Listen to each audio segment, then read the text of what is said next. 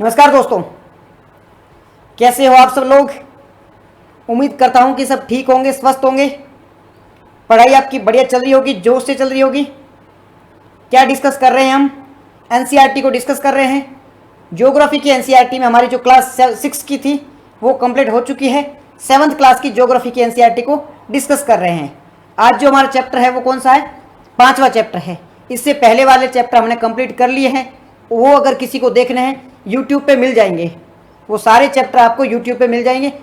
अगर चाहिए तो मैसेज कर देना, मैं आपको लिंक प्रोवाइड करवा दूंगा। आज चैप्टर है वो 5वां है। चैप्टर का नाम क्या है? जल, यानी कि वाटर। इसके बारे में आज हम बात करेंगे। तो इस चैप्टर में क्या क्या चीज़ें डिस्कस करेंगे?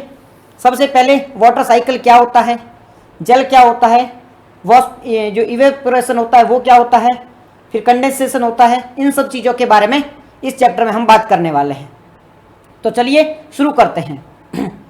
ठीक है जी, आवाज़ वगैरह प्रॉपर आ रही, क्लियर आ रही है और स्क्रीन पे सही से दिख रहा है? तो मैं स्टार्ट कर रहा हूँ। अगर किसी को कोई दिक्कत हो तो एक बार मैसेज कर देना, ठीक है? ओके जी, स्टार्ट करते हैं। सबसे पहले वाटर जो चैप्टर है उसमें पहला जो पॉइंट आता है वो आता है वाष्पन, यानी कि इवेपोरेशन। हमारा पहला पॉइंट क्या आता है? पहला पॉइंट ये आता है वाष्पन, यानी कि इवेपोरेशन के बारे में बात की जाती है। क्या होता है वाष्पन?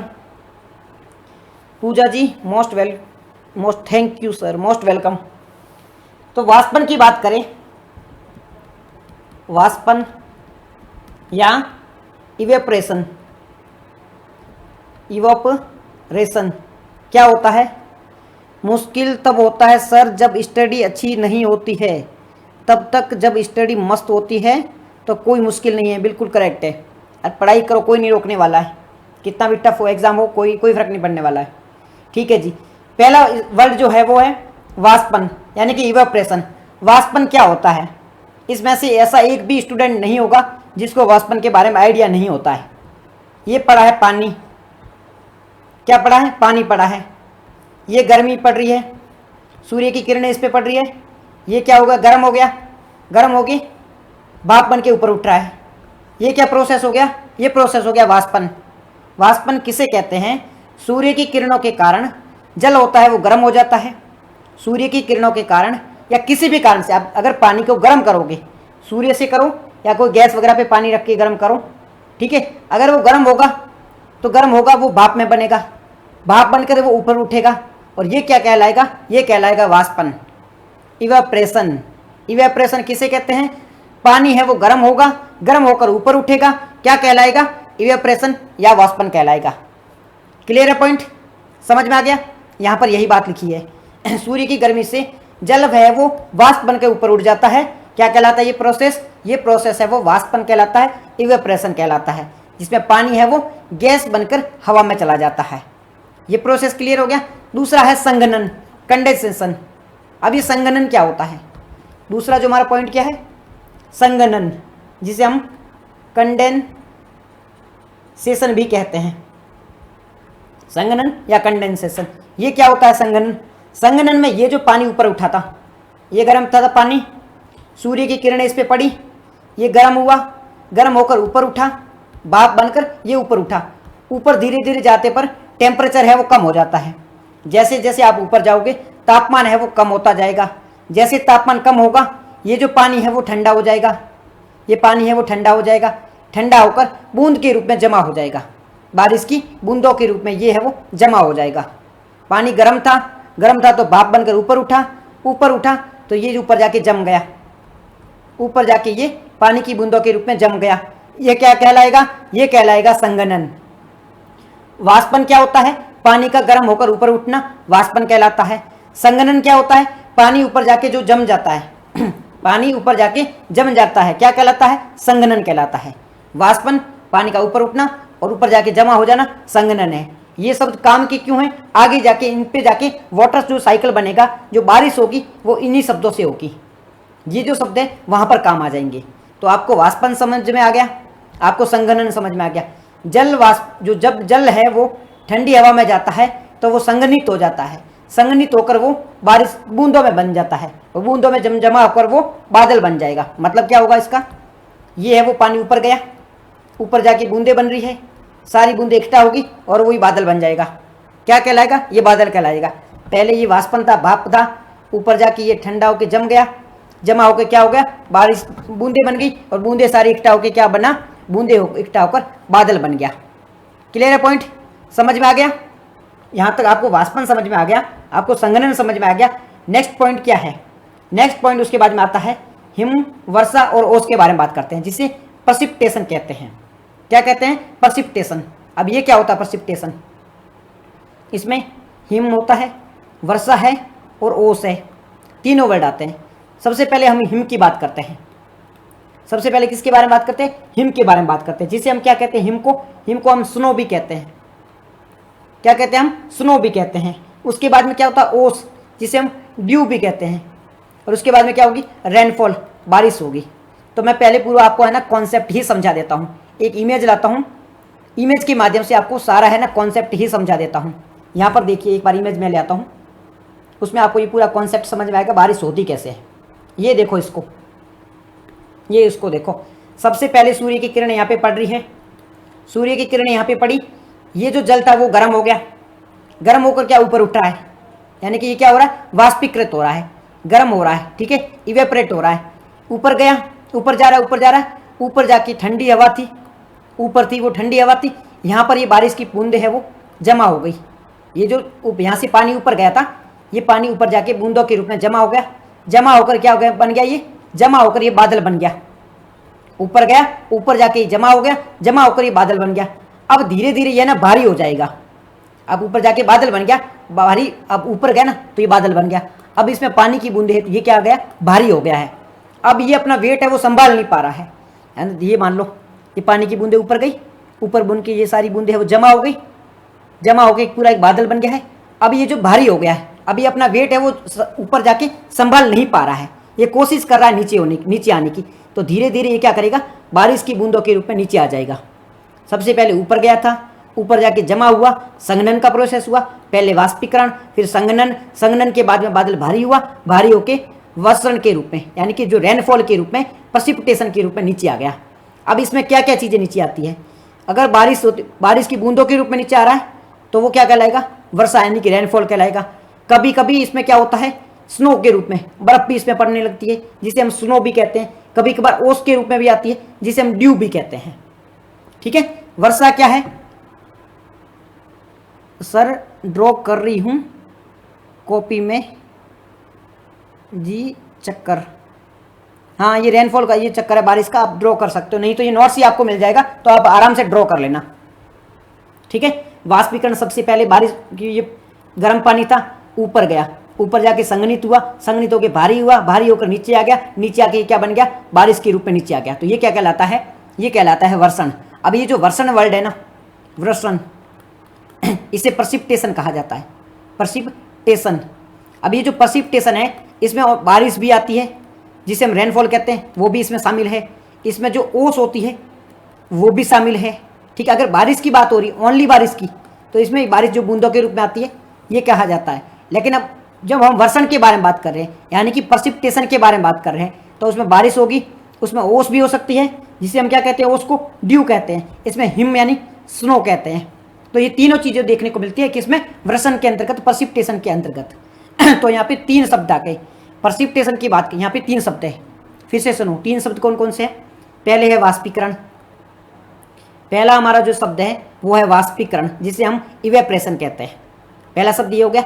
उसके बाद दूसरा वर्ड कौन सा है? दूसरा वर्ड है संघनन, दूसरा हमारा वर्ड है वो संघनन है। तीसरा हमारा है वर्षण, जिसे हम प्रेसिपिटेशन भी कहते हैं। वाष्पीकरण में क्या होता है? पानी गर्म हो रहा है और ऊपर उठ रहा है पानी गर्म हो रहा है और ऊपर उठ रहा है, क्या कहला है? वाष्पीकरण कह रहा है। संघनन में क्या हो रहा है? पानी ऊपर जाके जमा हो रहा है, संघनित हो रहा है, ये क्या कहलाएगा? संघनन। और वर्षण, इसमें क्या हो रहा है? पानी नीचे आ रहा है, जो ऊपर पानी गया था वो नीचे आ रहा है। किस फॉर्म में नीचे आ रहा है? बारिश के रूप में भी नीचे आ सकता है, ये ड्यू के रूप में भी नीचे आ सकता है, ये ड्यू के साथ साथ में ये स्नो के रूप में भी नीचे आ सकता है। तो ड्यू के रूप में, स्नो के रूप में और बारिश के रूप में ये पानी है वो नीचे आ सकता है। तो ये हमारा कॉन्सेप्ट था किसके बारे में? वर्षण के बारे में। बारिश साइकिल क्या होती है, मतलब जो वर्षा के चक्कर क्या होता है? अगर आपको पूछे रेनफॉल का साइकिल क्या है, या बारिश का चक्कर क्या है, तो बारिश का चक्कर यही है। रेनफॉल का जो साइकिल होता है वो यही साइकिल है। ठीक है, रेनफॉल कैसी होती है, तो इसी प्रकार से होती है। इसमें और भी कॉन्सेप्ट होते हैं, वो डिटेल में जब आगे के एनसीईआरटी पढ़ेंगे तब वो सारे कॉन्सेप्ट हम क्लियर करेंगे। बट ये जो होता है ना वो इसी प्रकार से होता है। ऊपर जाता है पानी, जमा होता है और नीचे आ जाता है। ये पूरी रूप से क्या कहलाता है, ये वर्षा का साइकिल कहलाता है। इसे हम जल चक्र भी कह सकते हैं, वाटर साइकिल भी कह सकते हैं, और इसे हमें रेनफॉल का साइकिल भी कह सकते हैं, बारिश का चक्र भी कह सकते हैं।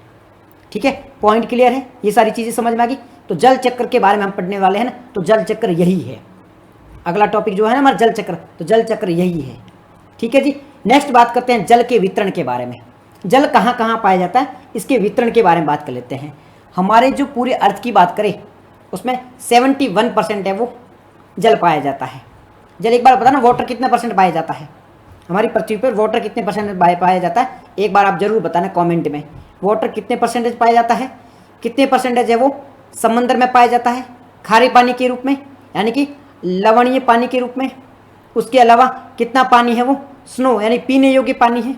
इसके बारे में थोड़े नंबर्स होते हैं, फैक्ट्स होते हैं, वो जरूर बताना एक बार। आप थोड़े अवेयर हो कि नहीं हो, मेरे को ये जानना है। ठीक है, जल के वितरण के बारे में बात कर रहे हैं। 3/4 जल है वो कहाँ है, 3/4 है वो पूरी पृथ्वी पर 3/4 है वो जल है। ये पूरी पृथ्वी है, ये लैंड मास है और जल है। 3/4 भाग पर है वो जल है। पहला पॉइंट क्लियर हो गया। आपको कमेंट में बताना है कितने परसेंटेज वो वाटर पाया जाता है। उसके बाद में 3/4 की बात कर रहे हैं, 3/4 में से कितने परसेंट है, 97%। 3/4 में से 97% पानी है वो कैसा पानी है, वो लवणीय पानी है, यानी कि वो खारा पानी है। क्या बात कर रहे हैं, हमारी पृथ्वी पर जितना भी पानी पाया जाता है ना, हमारी पृथ्वी पर जितना भी जल पाया जाता है उसका 3/4 यानी कि 97%, सॉरी 3/4 नहीं 97%, देख लो 97% है वो खारा पानी है। पृथ्वी पर जितना भी पानी पाया जाता है उसका 97% है वो महासागरों का जल है, यानी कि खारा पानी है। 97% वो खारा पानी है। फिर कुछ परसेंटेज है वो बर्फ़ के रूप में पाया जाता है, कुछ परसेंटेज है वो भूमि चक्र के रूप में, यानी कि जो ग्राउंड वाटर होता है उसके रूप में पाया जाता है, और रेस्ट पानी है वो इसके रूप में पाया जाता है। 1/4 1/4 नहीं, 1/4 कैसे, 1/4 जल पाया जाता है, नहीं 1/4 थोड़ा ये 3/4, 1/4 है वो लैंड मास है। जो भूमि है ना वो 1/4 है, मतलब 25 है, 75 वो है और 25 वो है, ऐसा कह सकते हो। तो अगर आपको ये आगे वाले नंबर याद रखने हैं, क्या आगे वाले ऐसे डायरेक्ट नंबर तो याद नहीं, वैसे तो बचपन वाले सारे आपको पॉइंट याद होंगे, पर फिर भी अगर आपको याद न रहे,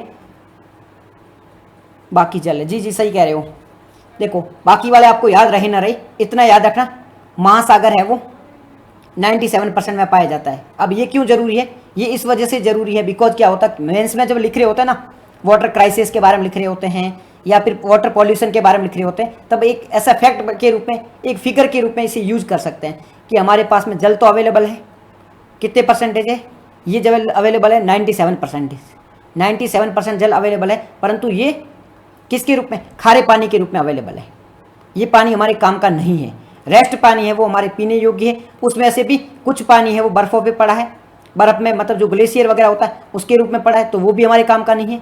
97% पानी किस में है, समंदर के रूप में। इसमें से 2% है वो किसके रूप में, ग्लेशियर के रूप में, हिम के रूप में पड़ा है। ओनली 1% ही पानी है जो पीने योग्य है, जो ग्राउंड वाटर में है, जिसका हम उपयोग कर रहे हैं। तो वैसे तो पानी बहुत है, परंतु हमारे पास में जो अवेलेबल पानी है वो बहुत ही कम है। यही कॉन्सेप्ट है, यही बात यहाँ पे की जा रही है कि हमारे पास में पानी की जो अवेलेबिलिटी है वो बहुत ही कम है, इसलिए पानी जरूरी हो जाता है। नेक्स्ट पॉइंट है, हम बात करेंगे लवणता के बारे में। लवणता यानी जिसे हम सैलिनिटी भी कहते हैं, सैलिनिटी। लवणता क्या होता है या सैलिनिटी क्या होता है, लवणता या सैलिनिटी। लवणता का मतलब होता है खारा, खारा जो पानी होता है जिसे हम लवणीय पानी कहते हैं। एक आप क्या करो, 1000 ग्राम पानी ले लो, 1000 ग्राम पानी ले लिया, इसमें लवण की मात्रा कितनी होगी, 1000 ग्राम जो पानी लिया है इसमें लवण की मात्रा, लवण का मतलब आप नमक ले लो, खारा जो पानी है उसकी मात्रा कितनी है, तो 1000 ग्राम पानी में जितनी ये नमक की मात्रा है, यानी कि जो लवण की मात्रा है, ये क्या कहलाती है, लवणता कहलाती है, यानी कि सैलिनिटी कहलाती है।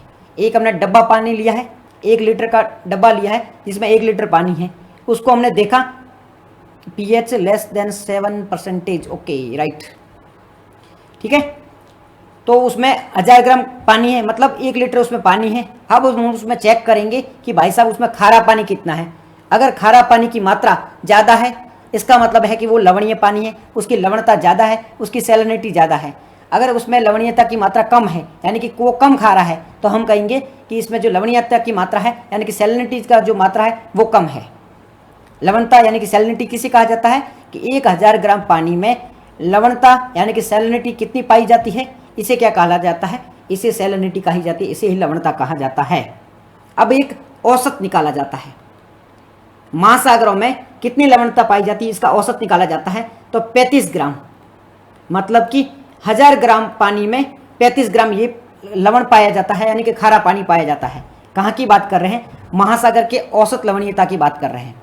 मैं एग्जांपल देके समझाता हूँ। ये मान लो पूरे महासागर है, जितने पैसिफिक ओशियन 505 महासागर है, इनमें ये पानी पड़ा है, ठीक है। अब इनमें सारा पानी निकालो, सारे पानी में कितनी, ये मान लो कि ये अपन है ना एस्टिमेट लगा रहे हैं कि मान लो इसमें 1 लीटर ही पानी है, ये पूरे महासागर है, उसमें 1 लीटर ही पानी है। अब 1 लीटर पानी में 35 ग्राम है वो लवणता की मात्रा है, तो इसकी औसत लवणता क्या होगी, 35 ग्राम होगी। यानी कि समुद्र में जितना भी पानी पाया जाता है उसमें अगर हम औसत निकालें तो 1 लीटर समुद्र का जो पानी होता है उसमें 35 ग्राम है वो लवणता पाई जाती है। उसकी सैलिनिटी कितनी होती है, 35 ग्राम होती है। ये पॉइंट क्लियर होगा कि समुद्री पानी की यानी कि महासागर का जो भी जल है उसकी सैलिनिटी कितनी है, उसकी लवणता कितनी है, तो 1000 ग्राम पर 35 ग्राम ये औसत मान है। ऐसे कहीं समुद्र में जाओगे वहाँ पर ये मान है ज़्यादा होगा।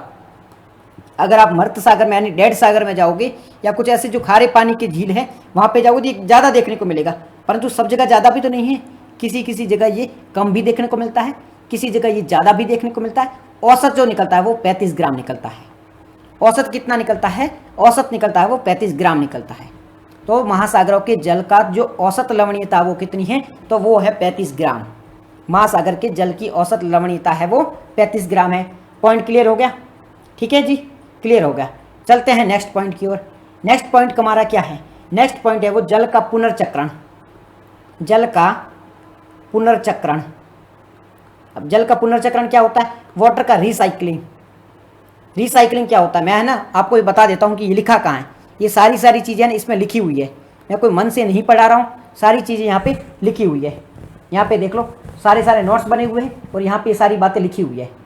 तो आपको नोट्स भी चाहिए तो वो भी मिल जाएगी, मैं मन से कुछ भी नहीं पढ़ा रहा हूँ, सब कुछ यहाँ पे लिखा हुआ है। ये देखो आप, यहाँ पे आपको मिल जाएगा। हमने लवणता के बारे में बात कर ली, सैलिनिटी के बारे में बात कर ली। 1000 ग्राम जो पानी होता है उसमें नमक की मात्रा कितनी होती है, उसे लवणता कहा जाता है। तो यहाँ पे लवणता कितनी होती है, 35 ग्राम होती है। 1000 ग्राम में 35 ग्राम होता है वो लवणता यानी कि सैलिनिटी होती है। ये पॉइंट क्लियर है। फिर नेक्स्ट पॉइंट हमारा जल की पुनर्चक्रण के बारे में, यानी रिसाइकलिंग ऑफ वाटर के बारे में बात कर रहे हैं। रिसाइकलिंग ऑफ वाटर क्या होता है, ये मान लो एक रिवर है, कौन सी है, अमेजन। ये एक नाइल रिवर है, ठीक है, ये एक नाइल रिवर है। यहाँ इसमें पानी बह रहा है। अब यहाँ से पानी क्या हुआ, इवेपोरेट हुआ, यहाँ से पानी भी इवेपोरेट हुआ। इवेपोरेट का मतलब है पानी यहाँ पे गर्म बन के यहाँ पे गर्मी पड़ी। हाँ मैं नोट्स भेज दूंगा आपको, है ना, मेरे को मैसेज कर दीजिए, मैं आपको नोट्स भेज दूंगा। बीपीएससी क्रैकर आप मेरे को मैसेज कर दीजिए, मैं आपको नोट्स भेज दूंगा, ठीक है। ये यहाँ से नाइल रिवर है, ये अमेजोन रिवर है। यहाँ पे ये गर्मी पड़ी तो यहाँ का जो पानी था ये वाष्प बन के ऊपर उठा, यहाँ का भी पानी था वाष्प बन के ऊपर उठा, ऊपर उठ के ये जमा हो गया, जमा होके ये बारिश की बूंदें बनी। अब धीरे धीरे ये बादल है ना, बादल बन के धीरे धीरे कहाँ जा रहे हैं, आगे आ रहे हैं। यहाँ पे ये भारत था, तो ये बादल चलते चलते भारत पे आया और यहाँ पे इसके बारिश कर दी। भारत में आके इसने बारिश कर दी। बारिश बन के ये नदी का जो पानी था, बारिश का जो पानी है नदियों में गया और बहते बहते कहाँ पर आ गया, ये अरब सागर में आ गया। अरब सागर में आया, फिर से यहाँ पे ऊपर उठा और नेक्स्ट टाइम कहीं और बारिश हो गई। तो इसका मतलब क्या है, इसका मतलब है कि किसी एक जगह का जल किसी दूसरी जगह चला जाता है। वाटर का रिसाइकल क्या होता है कि जल कभी है वो नष्ट नहीं होता है, जल कभी खत्म नहीं होता है। आप यहाँ से यूज़ करोगे, यहाँ से जो इवेपोरेट होगा वो हो सकता है भारत में चला आए, भारत का जल कहीं और चला जाए, तो ये एक जगह से दूसरी जगह जा सकता है, ये पूरी तरह से नष्ट नहीं होता है। तो अगर आप ये कहोगे कि अगर पानी है वो नष्ट नहीं हो रहा है, यानी कि जल है वो कभी समाप्त नहीं हो रहा है, तो हम ऐसा क्यों कहते हैं कि पानी धीरे धीरे कम पड़ता जा रहा है। हमारी जो पानी की आवश्यकता है वो कम पड़ती जा रही है, ऐसा क्यों कहा जा रहा है? यूपीएससी की प्रिपरेशन के बारे में बात कर रहे हैं, तो आप है ना एक बार ये क्लास खत्म हो जाए उसके बाद में मैसेज करना, मैं आपको रिप्लाई दे दूंगा। फिर भी आपको सिंपल भाषा में समझाऊं तो आप है ना एनसीईआरटी से स्टार्ट कर सकते हैं। पीवाईक्यूज देखो, सबसे पहले प्रीवियस ईयर के जो क्वेश्चन है प्रीलिम मेंस दोनों के देखो, ऊपर से देखो, उसके बाद में एनसीईआरटी से आप यूपीएससी की प्रिपरेशन स्टार्ट कर सकते हैं। अगर फिर भी कोई दिक्कत हो मेरे को मैसेज करना, थोड़ा बहुत मैं आइडिया जो भी है वो दे दूंगा आपको। ओके, क्या बात कर रहे थे हम बात कर रहे थे वाटर रिसाइकलिंग की, जल रिसाइकलिंग के बारे में बात करें कि जल है वो कभी ख़त्म नहीं होता है। तो अगर जल है वो कभी ख़त्म नहीं होता है तो हम ऐसा क्यों कह रहे हैं कि भारत में धीरे धीरे पानी की कमी देखने को मिल रही है? जो हमारे एक शहर है कर्नाटक में बेंगलुरु, वहाँ पर पानी बिल्कुल कम पड़ गया है, ऐसा हम क्यों कह रहे हैं? ऐसा हम इस वजह से कह रहे हैं कि हमारा जो पानी है वो बह के कहाँ जा रहा है? नदियों के रूप में बह के समंदर में जा रहा है। समंदर का पानी तो वैसे ही खारा होता है, तो हमारे ये लायक ही नहीं बचेगा। तो कहने का मतलब यही है, जो पानी है ना वो वैसे हमारे काम का है, ठीक है, और पानी है वो कभी ख़त्म भी नहीं हो रहा है। बट ये जो पानी बह के समंदर में चला जा रहा है और समंदर का पानी हमारे वैसे भी काम का नहीं हो रहा है, इसी वजह से कहा जा रहा है कि पानी है वो वैसे ख़त्म नहीं होता कभी भी, परंतु वो हमारे लायक नहीं बचेगा, हमारे पीने योग्य नहीं बचेगा। इस वजह से कहा जाता है कि पानी है वो ख़त्म हो जाएगा। बाकी वैसे वास्तविकता में पानी कभी ख़त्म होने वाला है ही नहीं, वो तो इवेपोरेट होगा, कहीं और जाके बरसेगा, कहीं और का पानी कहीं और बरसेगा, इस प्रकार से एक साइकिलिंग चलती रहेगी। तो ये था वाटर का पुनर्चक्रण कहते हैं, इसे वाटर की रिसाइकलिंग कहा जाता है। ओके, क्लियर है ये पॉइंट? नेक्स्ट हमारा पॉइंट है, ये देखो अब जल के महत्व के बारे में। ये तो बेसिक पॉइंट है, जल का महत्व क्या होता है, बहुत बहुत ज़रूरी है, बिल्कुल बेसिक चीज़ है, इसमें समझ आने वाली कोई बात है ही नहीं। ठीक है, आगे बढ़ते हैं, आगे बात करते हैं विश्व जल दिवस के बारे में। कब मनाया जाता है? 22 मार्च को मनाया जाता है। क्या ये यूपीएससी वालों को, जो यूपीएससी की प्रिपरेशन कर रहे हैं, उनको क्या ऐसे डेट, ऐसे फिगर्स याद रखने होते हैं? देखो इसमें है ना दो चीज़ें होती है। दो चीज़ें क्या है? कई बार है ना यूपीएससी ऐसे डायरेक्ट डेट तो नहीं पूछती है भाई, कई बार क्या होता है ऐसे रैंडम क्वेश्चन आ जाते हैं, रैंडम ऐसे बॉन्ड लाइक क्वेश्चन होते हैं, वो पूछ लेती है यूपीएससी। तो उससे क्या होता है, कुछ जो एस्पायरेंट होते हैं वो मिसगाइडेड हो जाते हैं, और वो क्या करते हैं, ऐसी सारी डेट होती है, सारे जो फिगर्स होते हैं, सारे डेटा होते हैं, वो रटने बैठ जाते हैं। कौन सा डे किस दिन सेलिब्रेट किया जाता है, क्या कब होता है। देखो सारे डेट तो यूपीएससी पूछ नहीं रही है, और ऐसे जो क्वेश्चन पूछे जा रहे हैं वो रेयरेस्ट ऑफ रेयर क्वेश्चन होते हैं। कभी कभार ऐसे क्वेश्चन पूछे जा रहे हैं, रेयर क्वेश्चन पूछे जा रहे हैं। तो अगर रेयर क्वेश्चन पूछे जा रहे हैं तो ऐसी सब डेटों के बारे में आपको नहीं होना चाहिए। हाँ, किसी और एग्जाम की आप प्रिपरेशन कर रहे हो तो वहाँ पे आइडिया होना चाहिए।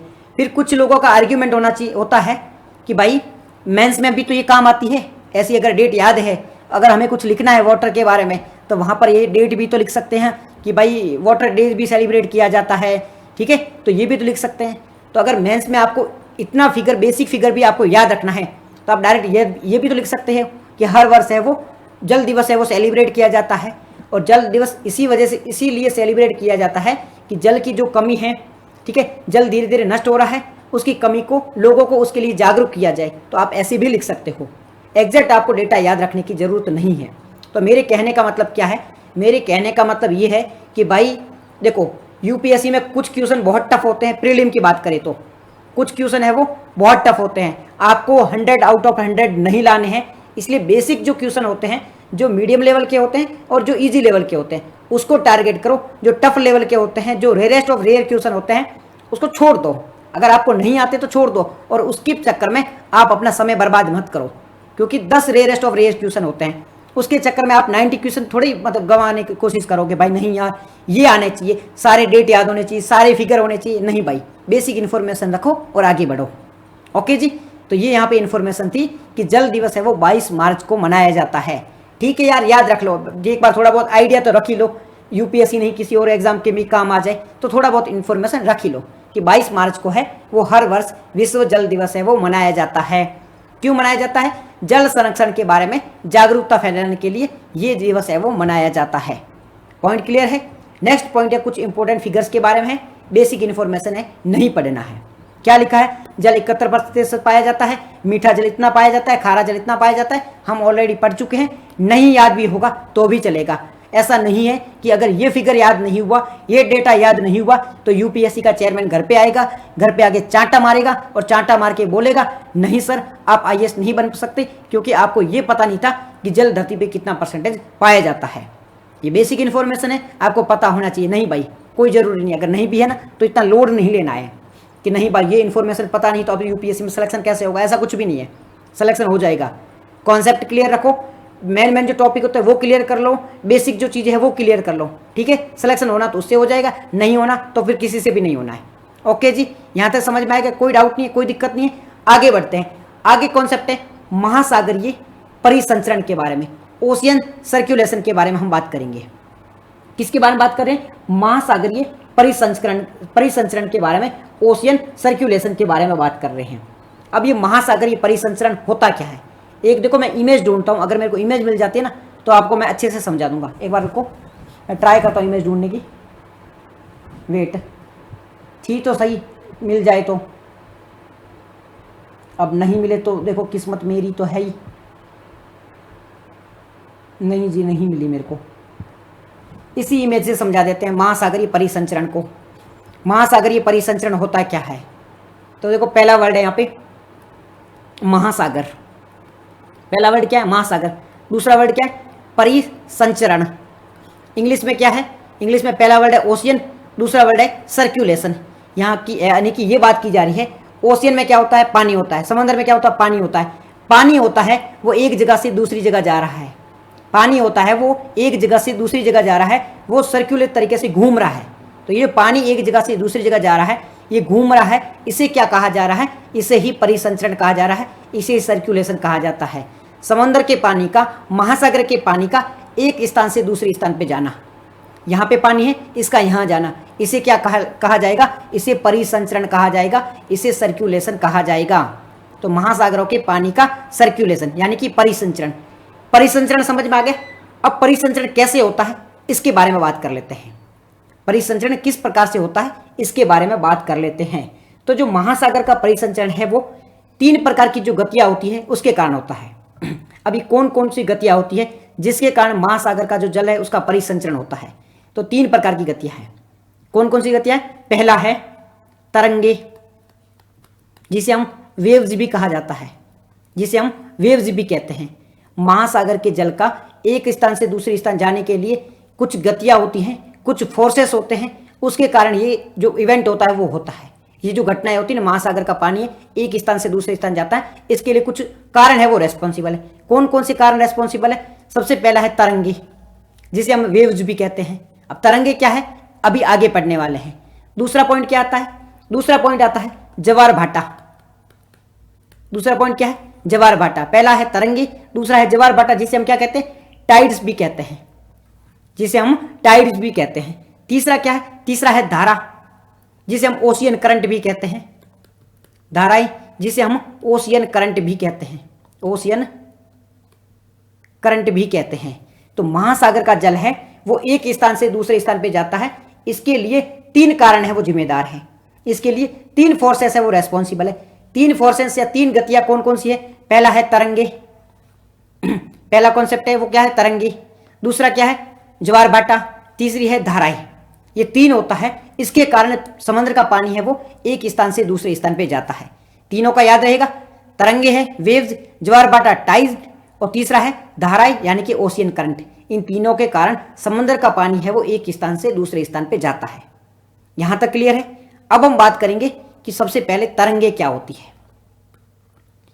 वेव्स यानी कि तरंगे क्या होती है? तरंगे, तरंगों के बारे में बात करते हैं। तरंग यानी कि क्या होता है? तरंग का मतलब होता है समंदर की ये सतह है, ये मान लो समंदर है, समंदर की सतह पर क्या पड़ा है? पानी पड़ा है। समंदर की सतह पर क्या पड़ा? पानी पड़ा है। ऊपर से ये क्या है? विंड है। विंड का मतलब होता है पवन। ये क्या है? पवन है। अब ये जो पवन है ना, ये एक दिशा से दूसरी जगह पे बहती रहती है। ये पवन होती है, एक डायरेक्शन से दूसरी डायरेक्शन में वो हवाएं हैं वो बहती रहती है। जब ये पवन है, जब ये विंड है वो समंदर के ऊपर से बहेगी, जब ये पवन है वो समंदर के ऊपर से बहेगी, तब ये क्या करेगी? समंदर का जो जल होता है उसको अपने साथ ले जाएगी। फिर से मैं बताता हूं,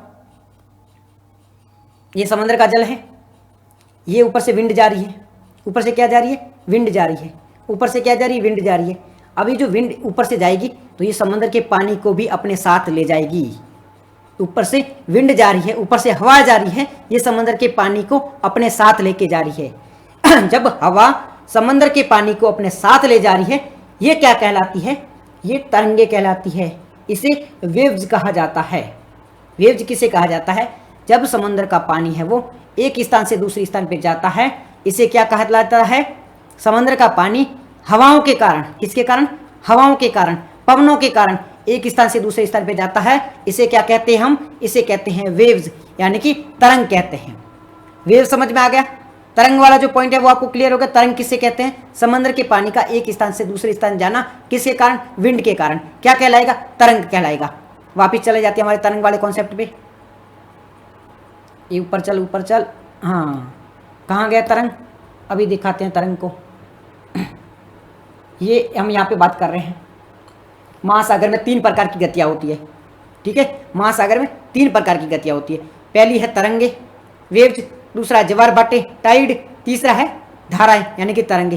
तरंगे कैसे बनती है? समुद्र के पानी का सतह होती है, वहाँ पर तरंगे बनती है। कैसे तरंगे बनती है? क्योंकि इसके ऊपर से हवाएं गुजर रही है, हवा गुजरने के कारण ये तरंगे है वो बनती है। ये सारी बातें यहाँ पर लिखी हुई है। तरंगे कई बार बहुत तेज होती है, कई बार बहुत ऊपर होती है। जब वाटर फ्लो होता है तो वेव्स होती है, वो बदलती रहती है, वेव कहलाती है। ओके, राइट, करेक्ट, समझ में आ गया। तो ये वेव्स होती है। वेव्स के बारे में बात कर लिया, चलते हैं नेक्स्ट कॉन्सेप्ट की ओर। नेक्स्ट कॉन्सेप्ट क्या होती है? सुनामी। नेक्स्ट क्या होता है? सुनामी। अब ये सुनामी कैसे बनती है? सुनामी कैसे बनती है? सुनामी है ना, इसके लिए बहुत सारे फैक्टर है वो रेस्पॉन्सिबल है। सुनामी के लिए तरंग भी रेस्पॉन्सिबल है। सुनामी के लिए तरंग किस प्रकार से रेस्पॉन्सिबल है? तरंग किससे बनती है? विंड से बनती है। अगर विंड है वो फास्ट स्पीड से जाएगी, नीचे पानी पड़ा है, विंड है वो फास्ट स्पीड से जाएगी तो अपने साथ साथ में किसे, ये जो तरंगे थी, ये जो पानी था, इसको भी अपने साथ साथ फास्ट स्पीड में लेके जाएगी। और अगर ये पानी फास्ट स्पीड में जाएगा तो ये सुनामी का रूप धारण कर लेगा। तो जो सुनामी बनती है उसके लिए तरंग रेस्पॉन्सिबल है। और तरंग किसकी वजह से रेस्पॉन्सिबल है? तरंग है वो विंड के लिए रेस्पॉन्सिबल है। अगर विंड है तो तरंग बनेगी, और तरंग है तो सुनामी बन सकती है। तो सुनामी पहले तो सबसे पहले किससे बन सकती है? तरंगों से। उसके बाद में भूकंप। अब ये भूकंप होता है, अर्थक्वेक होता है, ये किस प्रकार से तरंगों को यानी कि सुनामी को इफेक्ट करता है? वेरी गुड इवनिंग जी, अनन्या जी, वेरी गुड इवनिंग।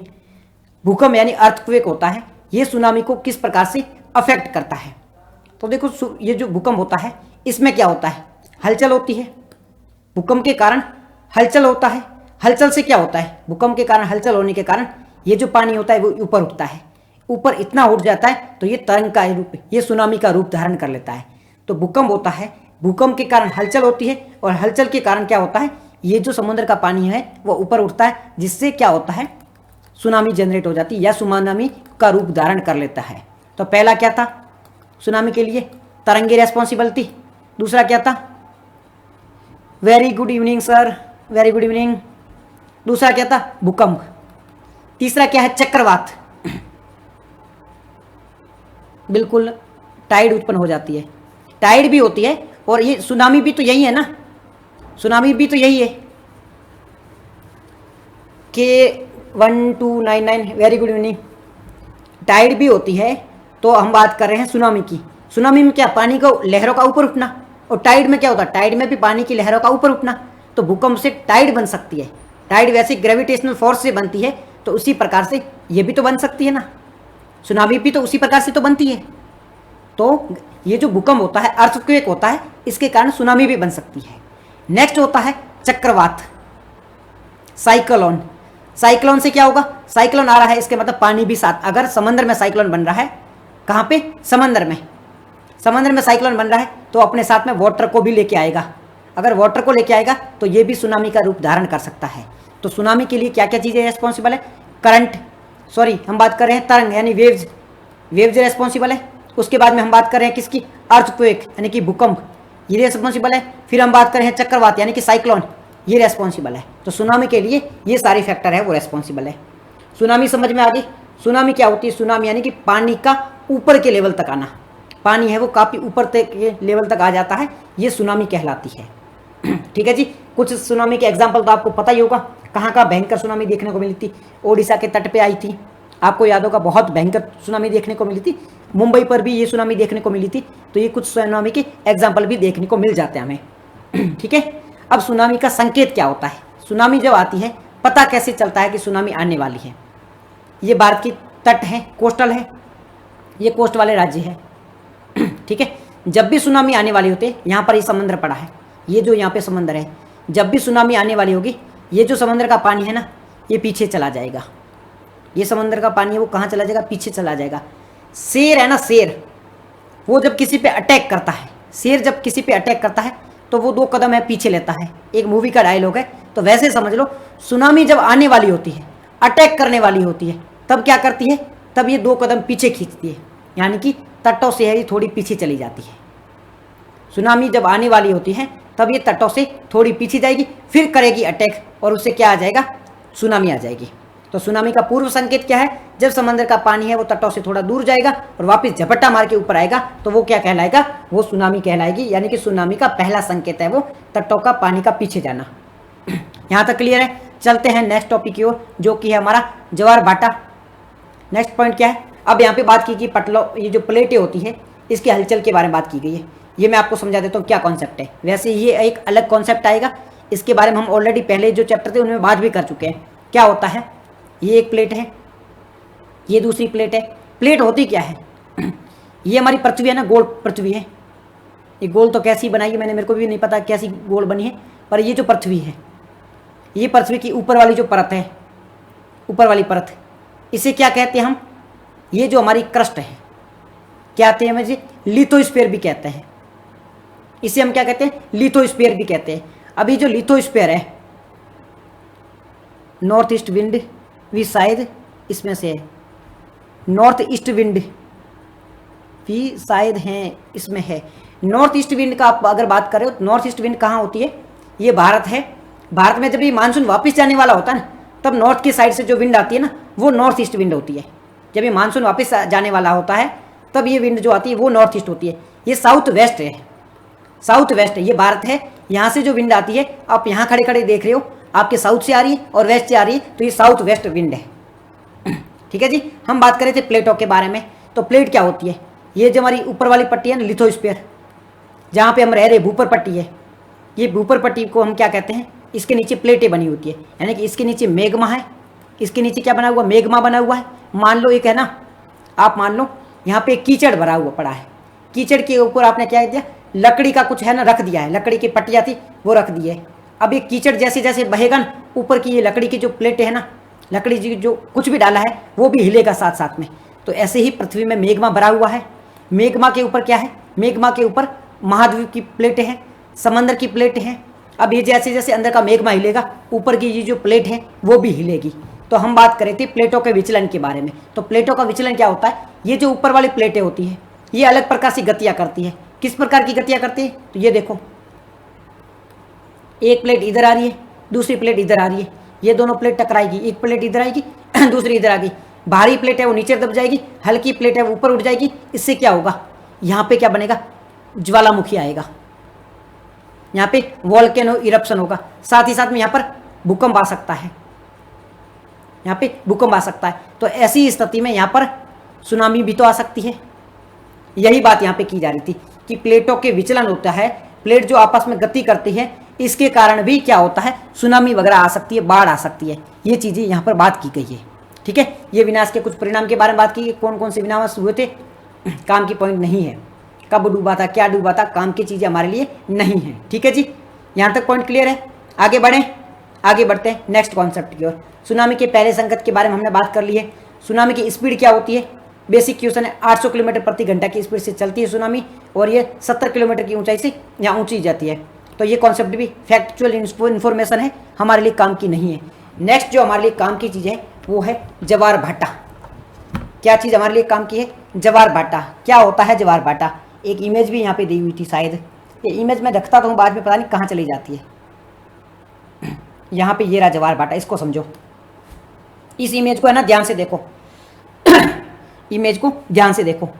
ये क्या है? सूर्य है, ये क्या है? पृथ्वी है, यहाँ पर ये बना हुआ चंद्रमा। सबसे पहले मैं आपको ज्वार भाटा ही समझा देता हूँ। ज्वार भाटा होता क्या है, फिर हम इमेज की सहायता से समझेंगे।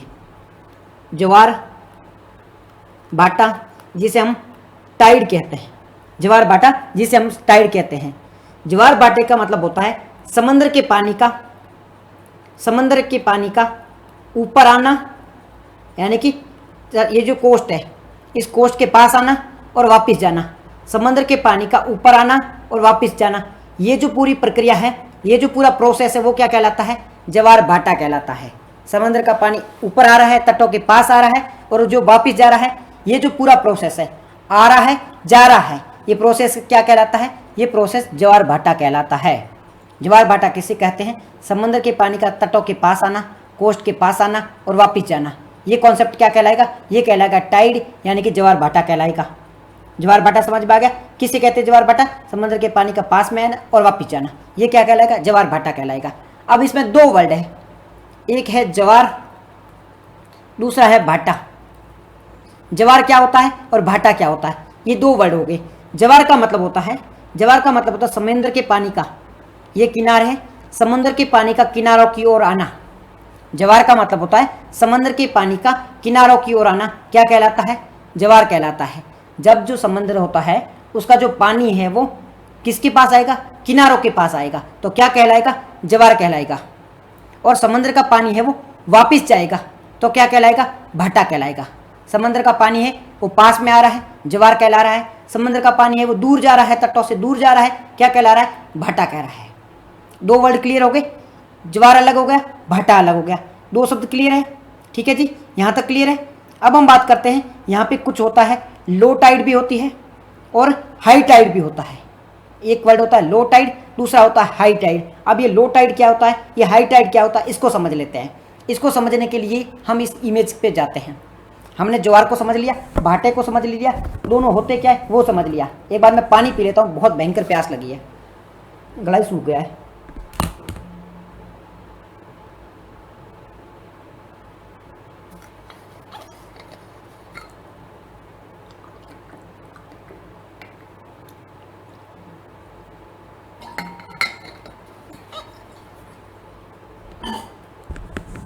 ठीक है जी, ये इस इमेज को ध्यान से देखो, प्यास क्यों लग रही थी। इस इमेज को है ना, एक बार ध्यान से देखो। ये है चंद्रमा, ये पृथ्वी है, ये सूर्य है। ये तीनों किस दिशा में है?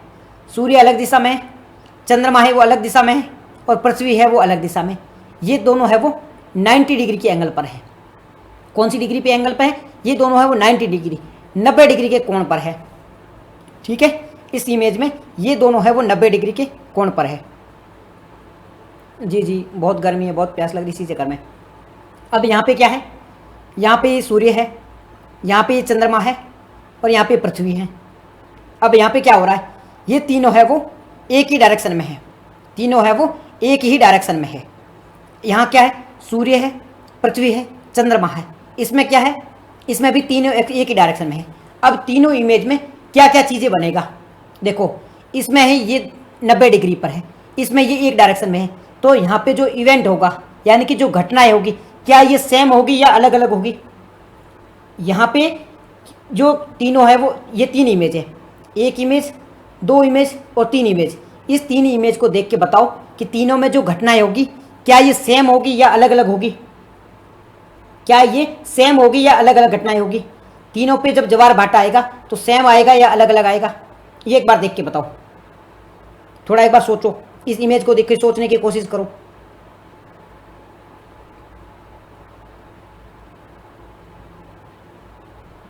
सोचने की एक बार कोशिश करो कि तीनों एक समान है तो क्या होगा और तीनों एक ही डायरेक्शन में तो क्या होगा। एक बार सोचने की कोशिश करो। किसी को बैठा क्या? नहीं बैठा, हम देख लेते हैं, कोई दिक्कत नहीं आया, कोई दिक्कत नहीं है। अब है ना, इस इमेज में क्या है? सूर्य है वो अलग दिशा में है, चंद्रमा अलग दिशा में। मान लो आप यहाँ पे खड़े हो, आप यहाँ पे खड़े हो, एक व्यक्ति आपको यहाँ से खींच रहा है, दूसरा व्यक्ति आपको यहाँ पे खींच रहा है। आपके पास में रबड़ है, आप रबड़ लेके खड़े हो, एक व्यक्ति आपका जो रबड़ है इसको इधर से खींच रहा है, दूसरा व्यक्ति है वो इधर से खींच रहा है। अब ये दोनों साइड से अगर रबड़ खींचेगा ना तो क्या होगा? अलग अलग होगी। सर सही कह रहे हो, अलग अलग होगा। देखो, यहाँ ये अलग डायरेक्शन में खींच रहा है, ये अलग डायरेक्शन में खींच रहा है, तो रबर का जो फोर्स है ना वो अलग अलग लगेगा। सेम हो सकती है जब एक डायरेक्शन में हो, एक डायरेक्शन में हो तो सेम हो सकती है, यहाँ पे ये अलग हो जाएगा। अलग कैसे होगा? यहाँ पे आप रबर लेके खड़े हो, इस रबर को एक जना यहाँ से खींच रहा है, दूसरा यहाँ से खींच रहा है, यानी कि ये चंद्रमा है ना, इस वक्त इसका जो गुरुत्वाकर्षण बल है वो यहाँ पे लग रहा है। ये सूर्य है, इसका गुरुत्वाकर्षण बल है वो यहाँ पे लग रहा है। सूर्य का गुरुत्वाकर्षण यहाँ लग रहा है, चंद्रमा का यहाँ के लग रहा है, यानी कि थोड़ा जो पानी है वो इधर जाएगा, थोड़ा पानी है उधर जाएगा, यानी कि यहाँ पे जो ज्वार भाटा आएगा वो कम आएगा। यहाँ पे जो टाइड आएगी उसका फोर्स है, उसका इंटेंशन है वो कम होगा। कम क्यों है? क्योंकि आधा फोर्स है उसका लग रहा है, आधा फोर्स इसका लग रहा है, तो इसकी वजह से जो पानी है वो डिवाइड हो जाएगा, पानी है वो डिवाइड हो जाएगा, इसकी वजह से पानी है वो बहुत कम टाइड आएगी। तो लो टाइड इन परिस्थितियों में लो टाइड देखने को मिलती है। एक बार मैं इसको मिटा देता हूँ और फिर से डिस्कस करते हैं। एक बार रुको, मैं इसको मिटा देता हूँ। एक बार मिटा के मैं आपको ना फिर से दिखा देता हूँ कि क्या चीज़ मैं बात कर रहा हूँ। अरे जल्दी मिट जा रहे।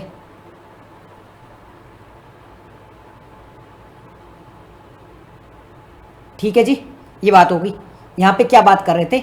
सूर्य और चंद्रमा जब दोनों 90 डिग्री का एंगल बना रहे हो, सूर्य और चंद्रमा जब दोनों 90 डिग्री का एंगल बना रहे हो, यानी कि पृथ्वी बीच में है, पृथ्वी एक साइड में है, चंद्रमा इसके एक साइड में है, सूर्य एक साइड में है, तब ज्वार भाटा आएगा वो लो ज्वार भाटा आएगा, यानी कि लो टाइड देखने को मिलेगी, निम्न ज्वार भाटा देखने को मिलेगा। इस दौरान है वो ज्वार भाटा हाई नहीं होगा, क्योंकि 90 डिग्री का कोण बन रहा है, तेज नहीं बनेगा। क्यों नहीं बन रहा है? क्योंकि 90 डिग्री का कोण बन रहा है। ये थोड़ा इधर से खींचेगा, ये थोड़ा इधर से खींचेगा। तो आप इस इमेज में ही देख लो, है ना, आप इमेज में ही देखो, आपको समझ में आ जाएगा। कहीं पर भी झुकाव नहीं दिख रहा है, ये ना ऐसी इमेज है और इसके ऊपर ये यूं है, कहीं पे भी आपको है ना फैलाव नहीं दिख रहा है। अब यहाँ पे देखो, ये यहाँ पे पानी ज़्यादा दिख रहा है, ये यहाँ पे पानी ज़्यादा दिख रहा है, यहाँ पे पानी ज़्यादा दिख रहा है, यहाँ ज़्यादा दिख रहा है, यहाँ कहीं पे भी ज़्यादा नहीं दिख रहा है, तो सब जगह इक्वल ही इक्वल दिख रहा है। इसका मतलब है कि यहाँ पे लो टाइड देखने को मिलेगी जब सूर्य, पृथ्वी और चंद्रमा तीनों 90 डिग्री के कोण पर हो, तीनों समकोण पे हो, 90 डिग्री का एंगल बना रहे हो, तब जो ज्वार भाटा आएगा वो लो ज्वार भाटा आएगा, यानी कि लो टाइड आएगी। तो कोई अगर आपको पूछे लो टाइड कब देखने को मिलती है, जिसे हम नीप टाइड भी कहते हैं, क्या कहते हैं? नीप टाइड, जिसे हम नीप टाइड भी कहते हैं, जिसे हम कमजोर ज्वार भी कहते हैं। तो कमजोर ज्वार है वो यहाँ पर देखने को मिलेगा। दूसरा होता है स्प्रिंग टाइड, यानी कि बहुत तेज ज्वार। स्प्रिंग टाइड कहाँ पर देखने को मिलेगी? यहाँ पर। यहाँ पे क्यों देखने को मिलेगी? देखो, ये व्यक्ति खड़ा था, इसके पास में रबर था, एक व्यक्ति यहाँ से खींच रहा है, दूसरा व्यक्ति यहाँ से खींच रहा है, दोनों एक ही डायरेक्शन में खींच रहे हैं, दोनों एक ही डायरेक्शन में खींच रहे हैं, तो ज़्यादा फोर्स लगेगा, ज़्यादा फोर्स लगेगा तो ये इधर की ओर ज़्यादा जाएगा। तो यहीं पर ये हो रहा है, ये जो पानी था उसको चंद्रमा का गुरुत्वाकर्षण भी खींच रहा है और इस सूर्य है इसका गुरुत्वाकर्षण भी खींच रहा है, तो दोनों का गुरुत्वाकर्षण है वो एक ही डायरेक्शन में खींच रहा है। इस वजह से ये जो पानी है वो इधर जा रहा है, इस वजह से हाई टाइड देखने को मिलती है। तो जब सूर्य, पृथ्वी और चंद्रमा तीनों ही एक ही डायरेक्शन में हो तब हाई टाइड देखने को मिलती है। हाई टाइड कब देखने को मिलती है? जब सूर्य, पृथ्वी और चंद्रमा तीनों एक ही डायरेक्शन में हो तब हाई टाइड, यानी कि इसे स्प्रिंग टाइड कहा जाता है। 90 डिग्री लो टाइड। और अगर तीनों एक ही कोण पर बने हुए, तीनों सेमी कोण पर है, सेमी एंगल पर है, तो हाई टाइड देखने को मिलेगी, जिसे हम स्प्रिंग टाइड भी कहते हैं। अब ये स्प्रिंग टाइड कब बनती है? जब या तो पूर्णिमा हो, या अमावस्या हो। सागर जी कैसे हो? चरण स्पर्श नहीं भाई हो आप यार, कैसे हो आप? जब सूर्य, चंद्रमा और पृथ्वी है वो तीनों एक ही डायरेक्शन में हो, एक ही एंगल पे हो, तब क्या बनेगा? या तो बनेगा, देखो, पूर्णिमा होगी या अमावस्या होगी, पर यहाँ पे हाई टाइड देखने को मिलेगी। पूर्णिमा और अमावस्या के दिन लो टाइड देखने को नहीं मिलती है।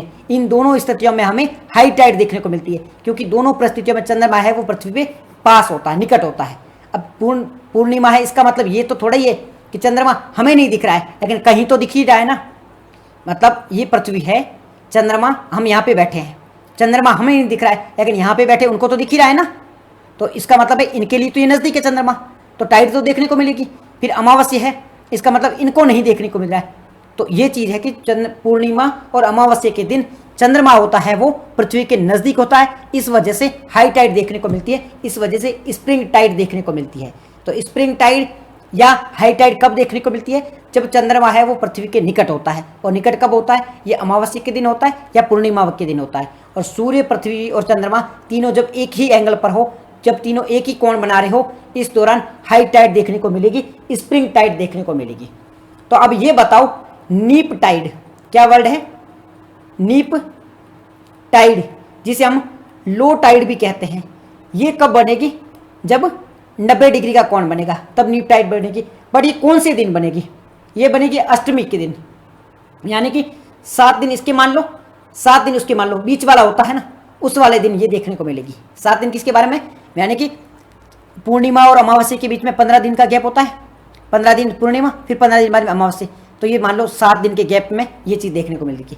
तो हर 7वें दिन कहाँ क्या देखने को मिलता है? लो टाइड देखने को मिलता है। फिर वापस 15वें दिन हमें हाई टाइड देखने को मिलती है। तो ये हाई टाइड और लो टाइड के बीच में अंतर था। हाई टाइड क्या होता है, लो टाइड क्या होता है, किस प्रकार से ये बनता है, ये दोनों के बीच में अंतर था। अब ये जो टाइड होती है, इसके बेनिफिट क्या है, इसके लाभ क्या देखने को मिलता है? टाइड के यानी कि जो ज्वार भाटा होता है, इसके लाभ क्या देखने को मिलता है? अगर लाभ के बारे में बात करें, ये भारत का मैप है। टाइड के दौरान अगर हाई टाइड है, मतलब जो पानी किधर की ओर आ रहा है? तटों की ओर आ रहा है। किधर आ रहा है? कोस्ट की ओर आ रहा है। तो यहाँ पे कोई नाव खड़ा था, इसको भारत की ओर आना था, इसको पता है कि अब है ना ज्वार भाटा है वो आने वाला है, तटों पर ज्वार भाटा आने वाला है। तो इसने क्या किया, नाव को इसके साथ साथ लेके आ गया। पानी इधर आ रहा था, पानी ने हेल्प की तो पानी के साथ साथ ही आ गया। तो ये जो नौवहन होता है, जो नेविगेशन होता है, उसमें हेल्प करता है। नेविगेशन को ईजी बना देता है, आसान बना देता है। साथ ही साथ में जो तेल खर्च होता है, मतलब ऐसे तो नॉर्मल अगर सामने से पानी आ रहा है और इसके सामने जहाज को लेके जाना है तो बहुत दिक्कत होगी, हमारा जो फ्यूल है वो ज़्यादा खर्च होगा। परंतु पानी भी इधर आ रहा था और हमारा जो जहाज है वो भी इधर आ रहा था, तो बेनिफिट ज़्यादा देखने को मिलेगा। समझ में आ गई चीज़? पहला फायदा क्या है? नेविगेशन में हेल्प हो जाती है। दूसरा, मत्स्य पालन में जो हम फिशिंग करते हैं उसमें हेल्प होती है, क्योंकि टाइड के दौरान क्या होता है, मछलियाँ होती है ना, वो तटों पे आ जाती है। पानी तटों पे आता है तो मछलियाँ भी तटों पे आ जाती है। जो मत्स्य पालन करते हैं उनके लिए भी ये ज़्यादा बेनिफिशियल होता है। और इस दौरान ऊर्जा भी जनरेट की जाती है। पानी तटों पे बहुत ऊपर उठता है तो इससे ऊर्जा भी जनरेट की जाती है। तो ये सारे फायदे देखने को मिलते हैं टाइड के। टाइड के क्या फ़ायदे हैं? नेविगेशन में हेल्प करता है, ऊर्जा को जनरेट करने में हेल्प करता है, और तीसरा पॉइंट क्या है? तीसरा पॉइंट है मत्स्य पालन में हेल्प करता है। तीनों पॉइंट क्लियर है? कोई डाउट नहीं है? क्लियर हो गया? स्प्रिंग टाइड क्या है, नीप टाइड क्या है? ठीक है जी, समझ में आ गया ना? ओके जी, समझ में आ गया। तब आगे बढ़ते हैं। ये सारे यहाँ पे लिखे हुए हैं, एक बार आप देख लेना। कहाँ पर है? यहाँ पर है, देखो सबके बारे में यहाँ पर इंफॉर्मेशन लिखी हुई है, आप देख सकते हो। यहाँ पे देखो, पूर्णिमा और अमावस्या के दिन चंद्रमा जिस एक सीध में होता है, उस दिन बहुत ऊंचा ज्वार आता है। तीनों है एक सीध में होता है, इसलिए वृहत ज्वार देखने को मिलता है। प्रथम और अंतिम चतुर्मास में, यानी कि ये 7वें दिन का बात करते हैं, अष्टमी के बारे में बात करते हैं। इस दिन कम ज्वार आता है क्योंकि 90 डिग्री का एंगल बनता है। यहाँ पे यही लिखा है, यहाँ पे 90 डिग्री का एंगल बनता है। इस वजह से ये क्या देखने को मिलता है? हमें लो टाइड देखने को मिलता है। नौ संचालन में हेल्प करता है, यानी कि जहाज को एक स्थान से दूसरे स्थान, नेविगेशन में हेल्प करता है, मछली पकड़ने में हेल्प करता है, ऊर्जा उत्पादन में हेल्प की जाती है। क्लियर है चीज़ें? नेक्स्ट जो हमारा कॉन्सेप्ट है, नेक्स्ट जो हमारा जो भी पॉइंट है वो क्या है? महासागरीय धाराओं के बारे में। I am from Bihar. Bihar, बिल्कुल सर, अच्छी बात है ये तो क्या कॉन्सेप्ट है नेक्स्ट? महासागरीय धाराओं के बारे में, यानी कि ओशियन करंट के बारे में हम बात कर रहे हैं। ओशियन करंट, हमने 3 चीज़ों के बारे में जिक्र करना स्टार्ट किया था। पहला किसके बारे में हमने बात की थी? तरंगों के बारे में। पहले तरंगों के बारे में बात की, उसके बारे में ज्वार भाटा के बारे में हमने बात की। तरंगों के साथ साथ हमने सुनामी के बारे में बात की। नेक्स्ट जो हमारा टारगेट है वो क्या है? ज्वार भाटा। क्या होता है ज्वार भाटा? सचिन जी बहुत बहुत धन्यवाद। Sachin sir, concept of physics की क्लास आपकी ज्वाइन करेंगे, बहुत बहुत धन्यवाद सचिन जी। ठीक है जी, 3 चीज़ें हमने स्टार्ट की थी, तो 2 जो हमारे टॉपिक हो गए हैं, तरंगे हो गई, सुनामी हो गई। हम ज्वार भाटा को देखते हैं। ज्वार भाटा क्या होता है? सॉरी, ये दोनों हो गई। अब हम किसके बारे में बात करने वाले हैं? हम बात कर रहे हैं किसके बारे में? करंट के बारे में, ओशियन करंट के बारे में हम बात कर रहे हैं। ओशियन करंट क्या होती है? तरंगे क्या होती है? समुद्री जो तरंग होती है, समुद्री धाराएं होती है, वो क्या होती है? तरंगों के बारे में, ज्वार भाटा के बारे में हम अध्ययन कर चुके हैं। नेक्स्ट जो हम पढ़ने जा रहे हैं किसके बारे में, धाराओं के बारे में बात कर रहे हैं, ओशियन करंट के बारे में बात कर रहे हैं। ओशियन करंट होती क्या है। अब ओशियन जो करंट होती है ये दो प्रकार की होती है। ओशियन करंट होती है वो दो प्रकार की होती है। दो प्रकार की मतलब कौन कौन सी दो प्रकार की, एक होती है ठंडी करंट, दूसरी होती है गर्म। एक कौन सी है, गर्म धारा, दूसरी होती है ठंडी धारा। जो अब बात अभी इस पे आएंगे, सारे टॉपिक पे आएंगे। दो प्रकार की होती है, एक होती है ठंडी जल धारा जिसे कोल्ड ओशियन करंट कहते हैं, समुद्री तरंग जी। एक होती है समुद्री जल धारा यानी कि ठंडी जल धारा है, कोल्ड करंट है। दूसरी होती है वार्म करंट, वार्म करंट जिसे हम क्या कहते हैं, गर्म जल धारा, गर्म जल धारा। दो प्रकार की समुद्री ये करंट होती है। ये काफ़ी ज़्यादा इंपॉर्टेंट भूमिका निभाती है। किस प्रकार से, देखो क्या चीज़ें होती हैं।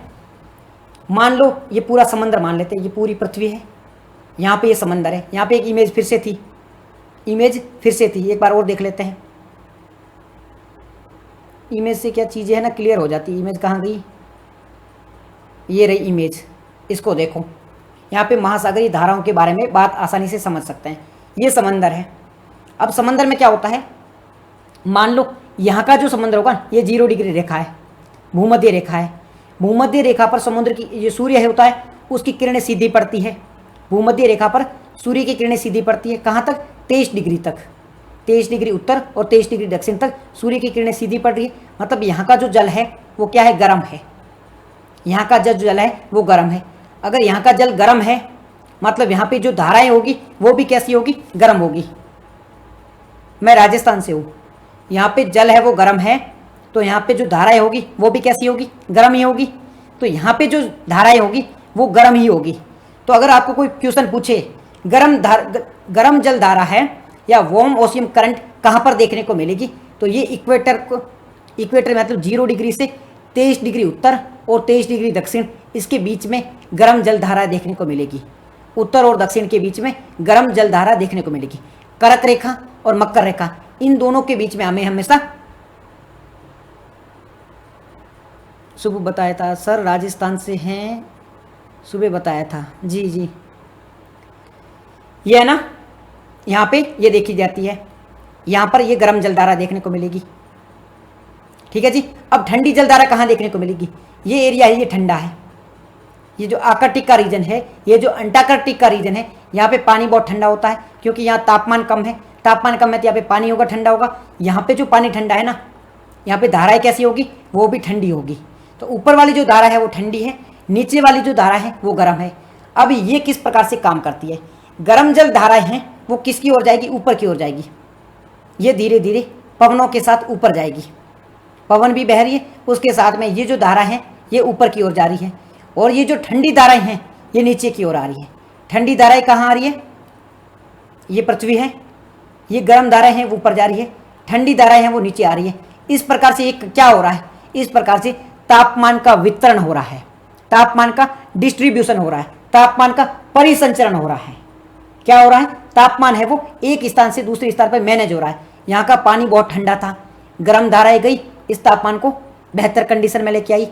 अगर ये गर्म धारा है वो यहाँ पे नहीं जाती है तो ये पानी जमा हुआ रहता। अगर ये पानी जमा हुआ रहता,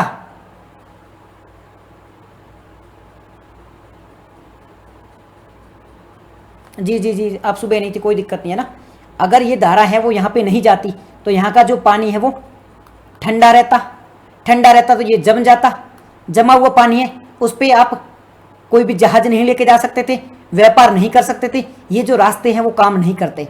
तो ये गर्म धाराएं ऊपर गई, ऊपर जाने से यहाँ का जो पानी था, जो जमा हुआ पानी था, उसको पिघलाया, उसको पिघलाया तो ये समुद्र के रूप में यहाँ पे अब आप है ना अपना जहाज चला जा सकते हो। तो ये जो गर्म धाराएं हैं ऊपर जाती है, इसको मैनेज करते हो।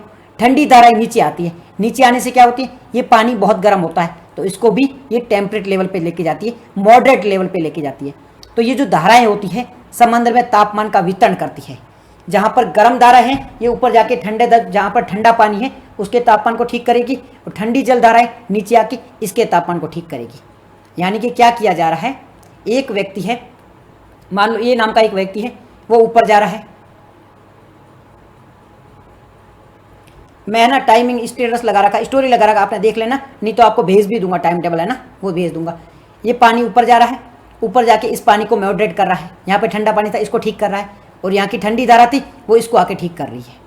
तो ये जो करंट होती है, ओशियन की जो धाराएं होती है, ये तापमान को वितरण करने में, डिस्ट्रीब्यूट करने में बहुत ज़्यादा हेल्प करती है।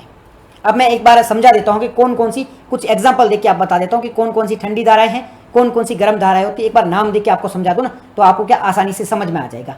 तो देखो, एक बात करते हैं गल्फ स्ट्रीम। गल्फ स्ट्रीम एक धारा है, दूसरी धारा कौन सी है? Peru stream.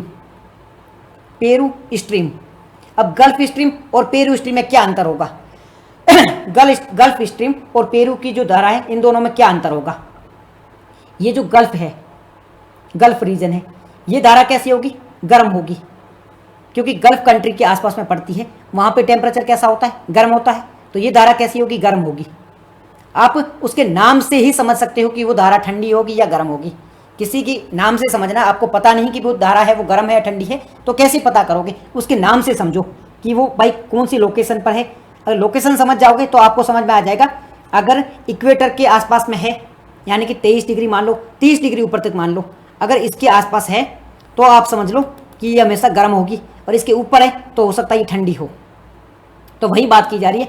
गल्फ स्ट्रीम है वो वार्म करंट है, गल्फ स्ट्रीम है वो गर्म जलधारा है। जो गल्फ स्ट्रीम है वो कैसी है? गर्म जलधारा है, क्योंकि ये कहाँ पाई जाती है? गल्फ रीजन में पाई जाती है। यहाँ पे टेम्परेचर ज़्यादा है, इस वजह से ये कैसी धारा है? ये एक प्रकार की गर्म जलधारा है।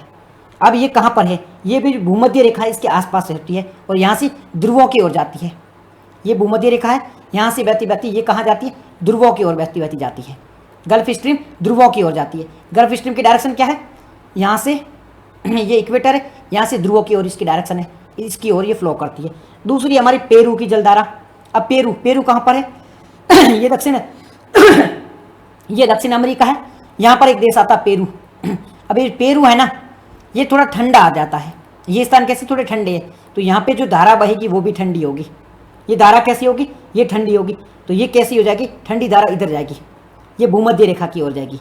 गल्फ स्ट्रीम है वो गर्म है, ऊपर की ओर जा रही है। ये जो पेरू वाली धारा है वो नीचे की ओर आ रही है, मतलब इक्वेटर की ओर आ रही है। ये कॉन्सेप्ट समझ में आ गया?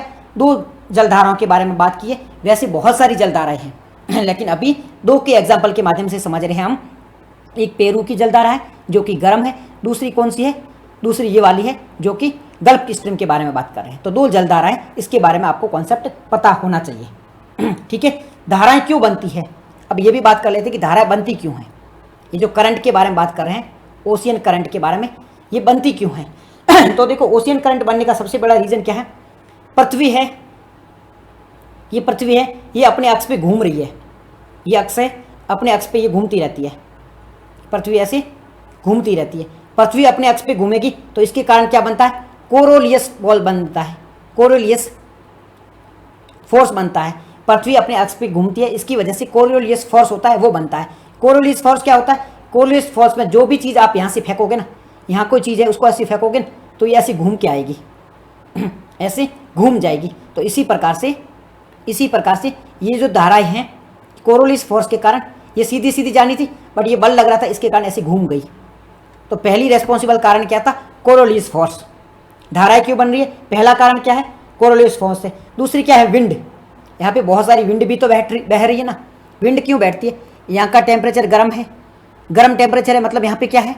गर्म टेम्परेचर मतलब यहाँ पे निम्न दाब क्षेत्र है, जहाँ पे तापमान ज़्यादा होता है। जहाँ का तापमान ज़्यादा होता है वहाँ पर हमेशा लो प्रेशर होता है। तापमान ज़्यादा होगा वहाँ पर दाब है वो कम होगा। जहाँ पर तापमान ज़्यादा होगा वहाँ पर लो प्रेशर होगा। लो प्रेशर क्यों होगा? जहाँ पर तापमान ज़्यादा होगा वहाँ पर ये जो एल नीनो और ला नीनो भी क्लियर कर देना जी, उसको भी क्लियर कर देंगे। ठीक है, तापमान जहाँ पे गर्म होगा, तापमान ज़्यादा होगा, वहाँ पर क्या होगा? हवाएं होगी, वो ठंडी हवा होगी, वो गर्म होकर ऊपर उठ जाएगी। हवा को आप गर्म करोगे तो हल्की हो जाएगी, हल्की होकर ऊपर उठ जाएगी। तो यहाँ पे क्या? लो प्रेशर बनेगा।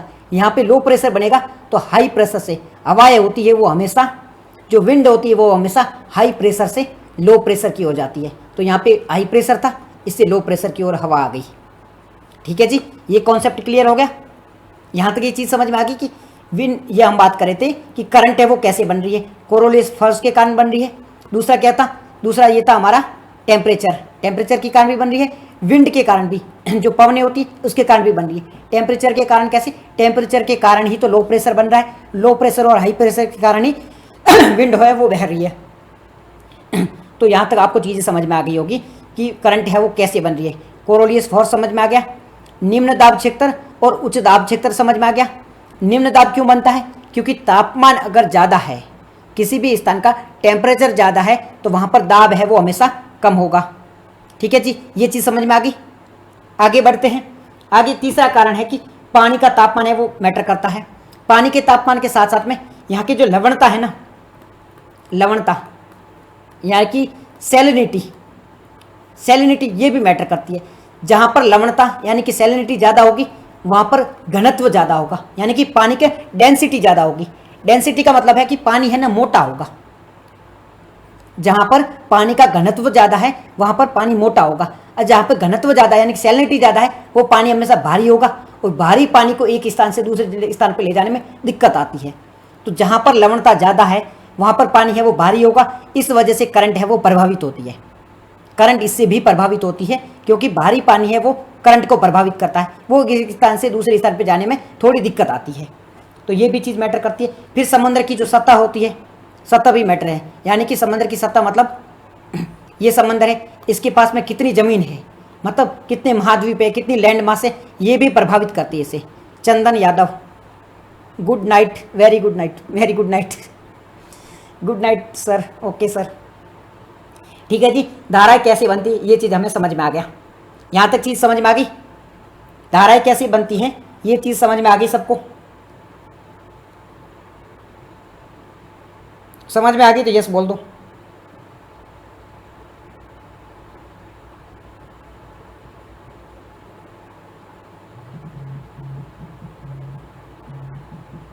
समझ में आ गई तो प्लीज़ यस बोल दो, मैं आगे बढ़ता हूँ क्योंकि चैप्टर है वो ख़त्म होने वाला है।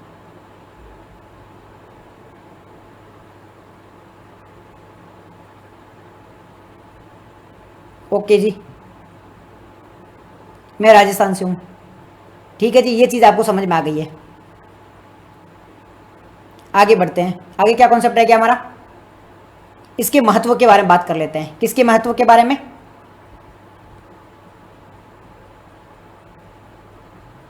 एक बार इसके महत्व के बारे में, करंट के महत्व के बारे में बात कर लेते हैं। मैं आपको एक बार दिखा लेता हूँ, ये सारे नोट्स लिखे पड़े हैं ना, उसमें भी एक बार समझा देता हूँ ताकि आप पढ़ो, खुद से सेल्फ स्टडी करो, तब आपको दिक्कत ना आए।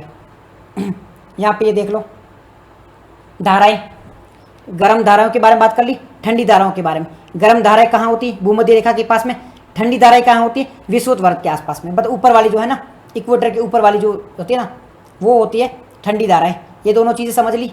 यहाँ तक उदाहरण कौन कौन सी है? लेब्राडोर है वो ठंडी धारा है, पेरू है वो ठंडी धारा है, गल्फ स्ट्रीम है वो गर्म धारा है। ये चीज़ समझ में आ गई। कौन कौन प्रभावित करता है? तापमान प्रभावित करता है। अब हम बात कर रहे हैं, ठीक है, हाँ जरूर जरूर बता दूंगा ना। इस पर एक अलग से चैप्टर भी है, अल नीनो और ला नीनो पे एक अलग से चैप्टर है, हम वहाँ पर भी डिटेल में डिस्कस कर लेंगे। एक दो दिन कल ही आने वाला है, साथ कल है परसों ही अल नीनो ला नीनो वाला एक डिटेल में कॉन्सेप्ट है, बहुत डिटेल में सारी चीज़ें कैसे बनता है। क्योंकि जो अल नीनो ला नीनो है ना, उसको आप अकेले क्यों समझोगे ना, तो नेक्स्ट मतलब एक अल नीनो ला नीनो, मैं आपको ना एक बार चीज़ें बताता हूँ। एक होता है अल नीनो, ला नीनो, ये दो कॉन्सेप्ट होते हैं। उसके बाद में क्या होता है, यहाँ पे जो आप बात करें, ये नोट्स कहाँ पर मिलेगा? ये है ना टेलीग्राम में मिलेगा, आप मेरे को मैसेज करना, मैं आपको नोट्स भेज दूंगा। इंस्टाग्राम पे मैसेज करो। अल नीनो ला नीनो के अलावा और बहुत सारी चीज़ें होती है जो बारिश को प्रभावित करती है। अल नीनो का मतलब होता है बारिश का न आना, ला नीनो, ला का मतलब तो बारिश ज़्यादा आएगी, अल नीनो का मतलब होता है कम आती है। अब इसमें बहुत सारे फैक्टर और भी रेस्पॉन्सिबल होता है। तिब्बत का जो प्लेट यू होता है वहाँ पर कितना टेम्परेचर होता है वो भी मैटर करता है। ऑस्ट्रेलिया जो है ना, ऑस्ट्रेलिया, वहाँ पर गर्मी कितनी पड़ रही है, अफ्रीका के आसपास गर्मी कितनी पड़ रही है, और भी कई सारी चीज़ें होती है। तो ये अलग से एक पूरा चैप्टर है। इस पूरे चैप्टर को समझ के ये अल नीनो ला नीनो को कॉन्सेप्ट है, इसको डिटेल में समझ लेंगे ताकि हमें पूरी चीज़ समझ में आएगी कि भारत में मानसून है वो कैसे आता है। भारत के मानसून को जो समझेंगे ना, तो ये पूरी चीज़ें एक साथ ही समझ लेंगे। अगर आपने अल नीनो ला नीनो समझ लिया तो आपको जब दूसरा टॉपिक आएगा ना, तब आप कंफ्यूज हो जाओगे। अभी तो हम बात कर रहे थे कि अल नीनो ला नीनो है वही भारत के मानसून को प्रभावित कर रहा है, लेकिन अभी हम बात कर रहे हैं कि तिब्बत का पठार है वो मानसून को प्रभावित कर रहा है। फिर आप बात करेंगे जेट स्ट्रीम है वो मानसून को प्रभावित कर रहा है। फिर हम बात करेंगे दक्षिणी दोलन है वो मानसून पर प्रभावित कर रहा है। तो ये बहुत सारे फैक्टर है, वो अल्टीमेटली भारत के मानसून को प्रभावित करते हैं। तो इन सबको एक जगह लेके, मतलब एक टॉपिक को पूरे दिन में, मतलब एक पूरा टॉपिक लेंगे, उसमें सबको एक जगह ही बैठ के समझ लेंगे, सारी चीज़ों को समझ लेंगे, तब आपको कन्फ्यूजन नहीं होगा कि ये किसके बारे में बात कर रहे हैं। तब आपको कॉन्सेप्ट सारे एक साथ ही क्लियर हो जाएंगे। ठीक है सागर जी, एक साथ ही इन टॉपिक को 1-2 दिन में ही हम मानसून को पढ़ने वाले हैं ना, तो क्लियर कर लेंगे। मानसून को बहुत आसान तरीके से समझेंगे, बहुत सिंपल तरीके से समझेंगे कैसे मानसून बनता है, कौन कौन से फैक्टर रेस्पॉन्सिबल होते हैं। क्योंकि देखो पहले जब हम पढ़ते थे ना, तब ओनली 4 ही फैक्टर थे। आज के टाइम में आपने देखा होगा कि अभी है ना, अभी रिसेंट में आर्टिकल आया था जिसमें डिस्कस किया था 10 जो फैक्टर थे उसको डिस्कस किया गया था। पहले जब हम पढ़ते थे ओनली 4 से 5 फैक्टर को ही पढ़ते थे। अब रिसेंट के टाइम में 10 फैक्टर है, उस पर डिपेंड करने लगे भारतीय मानसून। तो ये जो 10 फैक्टर होते हैं, इन सब के बारे में जिक्र कर लेंगे। 10 के 10 जो कारण हैं अल्टीमेटली सब मिले हुए हैं, पर हम अलग अलग पढ़ते हैं तो हमें समझ नहीं आता है। तो हम एक टॉपिक को लेंगे, एक साथ ही सब कुछ क्लियर कर लेंगे। ठीक है सागर जी, ओके। तो हम बात कर रहे थे ये जो सुनामी होती है, जो हम इसके बारे में करंट के बारे में बात कर रहे थे, करंट का महत्व क्या है, ये हमारे लिए महत्वपूर्ण क्यों है, करंट का महत्व क्या है, महत्वपूर्ण क्यों है। एक तो ये तापमान का वितरण करती है। हमने अभी देखा था अगर ये करंट नहीं होगी तो तापमान है वो उसका डिस्ट्रीब्यूशन नहीं होगा। डिस्ट्रीब्यूशन अगर तापमान का नहीं होगा तो जहाँ पर ये तापमान, अगर वो गर्म स्थान है तो वो और ज़्यादा गर्म हो जाएगा, अगर वो ठंडा स्थान है तो वो और ज़्यादा ठंडा हो जाएगा। तो तापमान के डिस्ट्रीब्यूट करने में ये जो है ना करंट महत्वपूर्ण भूमिका निभाती है। दूसरा है मत्स्य पालन में।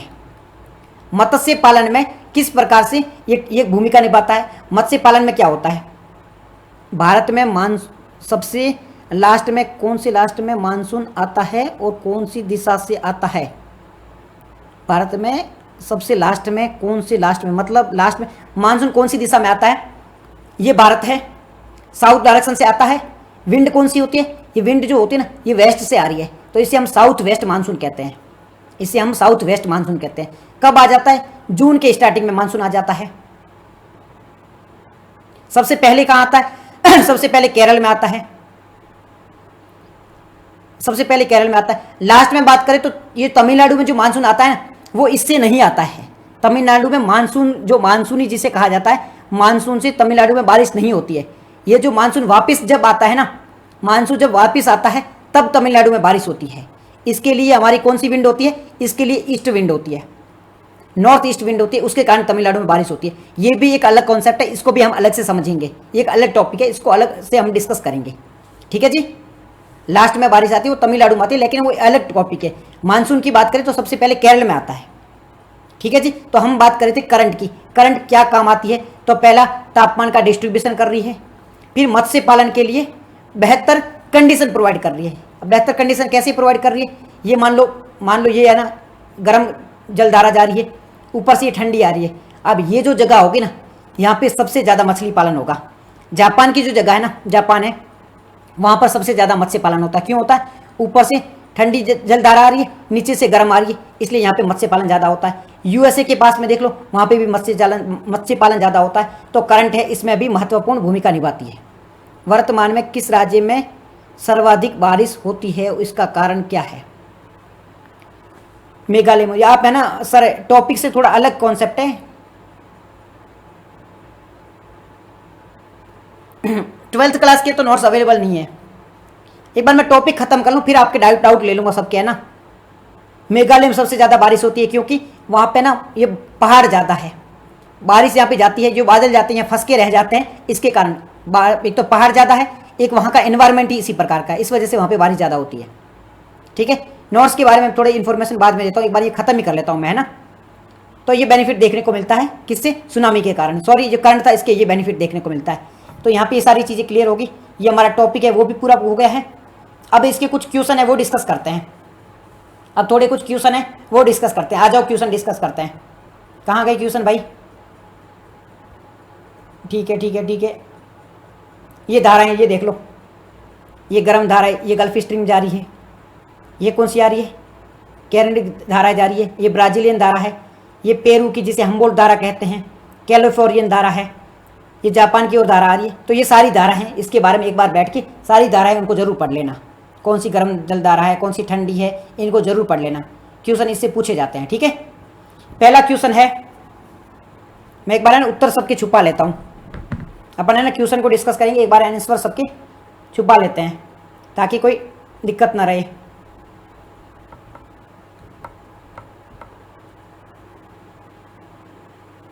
बस ये आंसर देखते ही हमें ना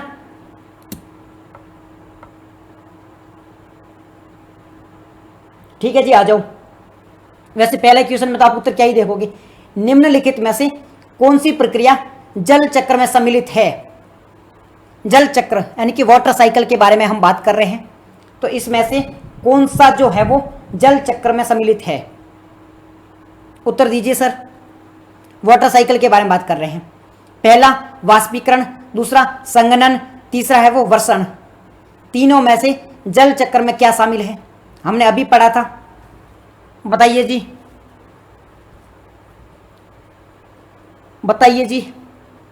ऑल सर जी, क्या इंडिया में मानसून जून में आता है या कोई और कंट्री में भी। भारत में जब आता है तो और ऑस्ट्रेलिया में भी उसी टाइम में बारिश आती है, श्रीलंका में भी आसपास में बारिश हो जाती है।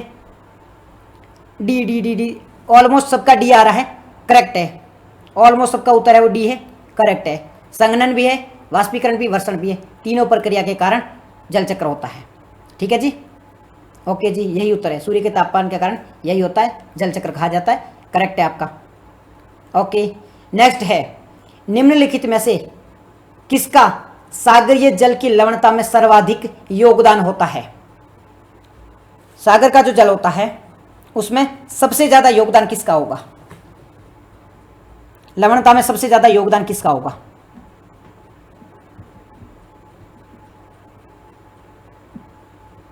बताइए जी, आप उत्तर निकालो, तब तक मैं इसको आगे वाले क्वेश्चन को छुपा देता हूं, क्योंकि वहां पे है ना आंसर सब एक साथ ही मिलेंगे।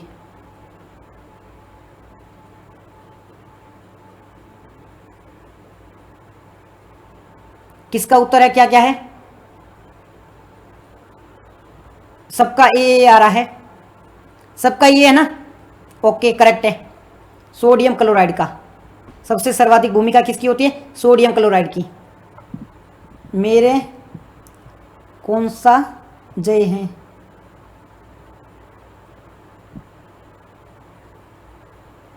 मेरा कौन सा जल है, मेरा कौन सा जल है, मेरे को समझ नहीं आया। ठीक है जी, नेक्स्ट क्या है, नेक्स्ट है महासागर में ज्वार भाटा की उत्पत्ति के प्रमुख कारण बताओ। महासागर में ज्वार भाटा की जो उत्पत्ति होती है उसके प्रमुख कारण क्या है, बताइए जी।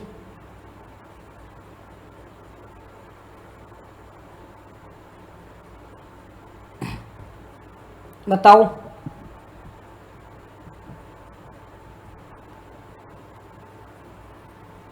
ऑलमोस्ट मैंने सही कर रखा है यहाँ पे, तो बताओ बताओ आंसर बताओ। बी नीरज चौहान जी का बी है, बीपीएससी क्रैकर का सी है, निक्कू जी है उनका बी आ रहा है, और कौन कौन है, और कौन कौन है, मंगल जी इनका ए आ रहा है, शायद ये पिछले क्वेश्चन का है। और कौन है, सागर जी सी, और कौन है, और कौन बाकी रह गया, टिया जी बाकी रह गए, और कौन रहे, टिया जी सी, कंफ्यूजन में सी बोल रहे, मिस्टर राहुल सी, मंगल जी डी, इनमें से कोई नहीं। ओके जी, बात करते हैं डी डी डी डी, ठीक है जी, देख लेते हैं। ज्वार भाटा की उत्पत्ति के प्रमुख कारण क्या है, सूर्य का गुरुत्वाकर्षण, ठीक है, चंद्रमा का गुरुत्वाकर्षण, सूर्य एवं चंद्रमा दोनों का गुरुत्वाकर्षण, तो ये सी सही होगा। यहाँ पे सूर्य का गुरुत्वाकर्षण भी है, चंद्रमा के गुरुत्वाकर्षण, यहाँ पे प्रमुख कारण के बारे में बात की गई है, तो प्रमुख कारण में क्या आएगा, सी है, वो आपका उत्तर सही आएगा। उत्तर क्या आएगा, सी आएगा। यहाँ पे देख सकते हो सूर्य एवं चंद्रमा दोनों शक्तिशाली गुरुत्वाकर्षण बल के कारण ज्वार भाटा देखने को मिलता है। ओके जी, नेक्स्ट है वृद्ध ज्वार आने की सही स्थिति क्या है। वृद्ध ज्वार का मतलब होता है, हम बड़े ज्वार का बात कर रहे हैं, हाई टाइड के बारे में बात कर रहे हैं। हाई टाइड के बारे में बताइए, जिसका भी सही आया है ऑल द बेस्ट, सबको बहुत बहुत बधाई हो, आप सबका सही आए हैं। बताओ, पर जब पूर्णिमा और चंद्रमा होता है अक्सर तब ज्वार भाटा होता है, तो सूर्य की भी तो डिपेंड करता है ना। इसका उत्तर किसका क्या है? वृहत ज्वार में, जब सूर्य चंद्रमा पृथ्वी तीनों एक ही स्थिति में हो, जब सूर्य चंद्रमा पृथ्वी समकोण बनाते हो, जब महासागरीय सतह का तापमान उच्च हो, बहुत तेज हवाएं हो। तो किस किस का उत्तर ए है? सागर जी ए, बीपीएससी क्रैकर ए, और कौन है? निक्कू जी ए, और बता दीजिए अपना और कौन कौन है? सागर जी शायद ये कैसे बता रहे हो? सागर जी आपसे ये उम्मीद नहीं है सर, शायद ये नहीं, कंफर्म करो। टिया जी आपसे बिल्कुल ये उम्मीद नहीं है, बिल्कुल अभी पढ़ के बैठे हो आप तो। सागर जी आज तो थे नहीं क्लास में, आप तो क्लास में थे, तो आपसे ये उम्मीद नहीं है। ऐसे कन्फ्यूजन नहीं, डायरेक्ट होना चाहिए आप दोनों का। तो आपका तो बिल्कुल भी, आप तो पढ़े थे अभी।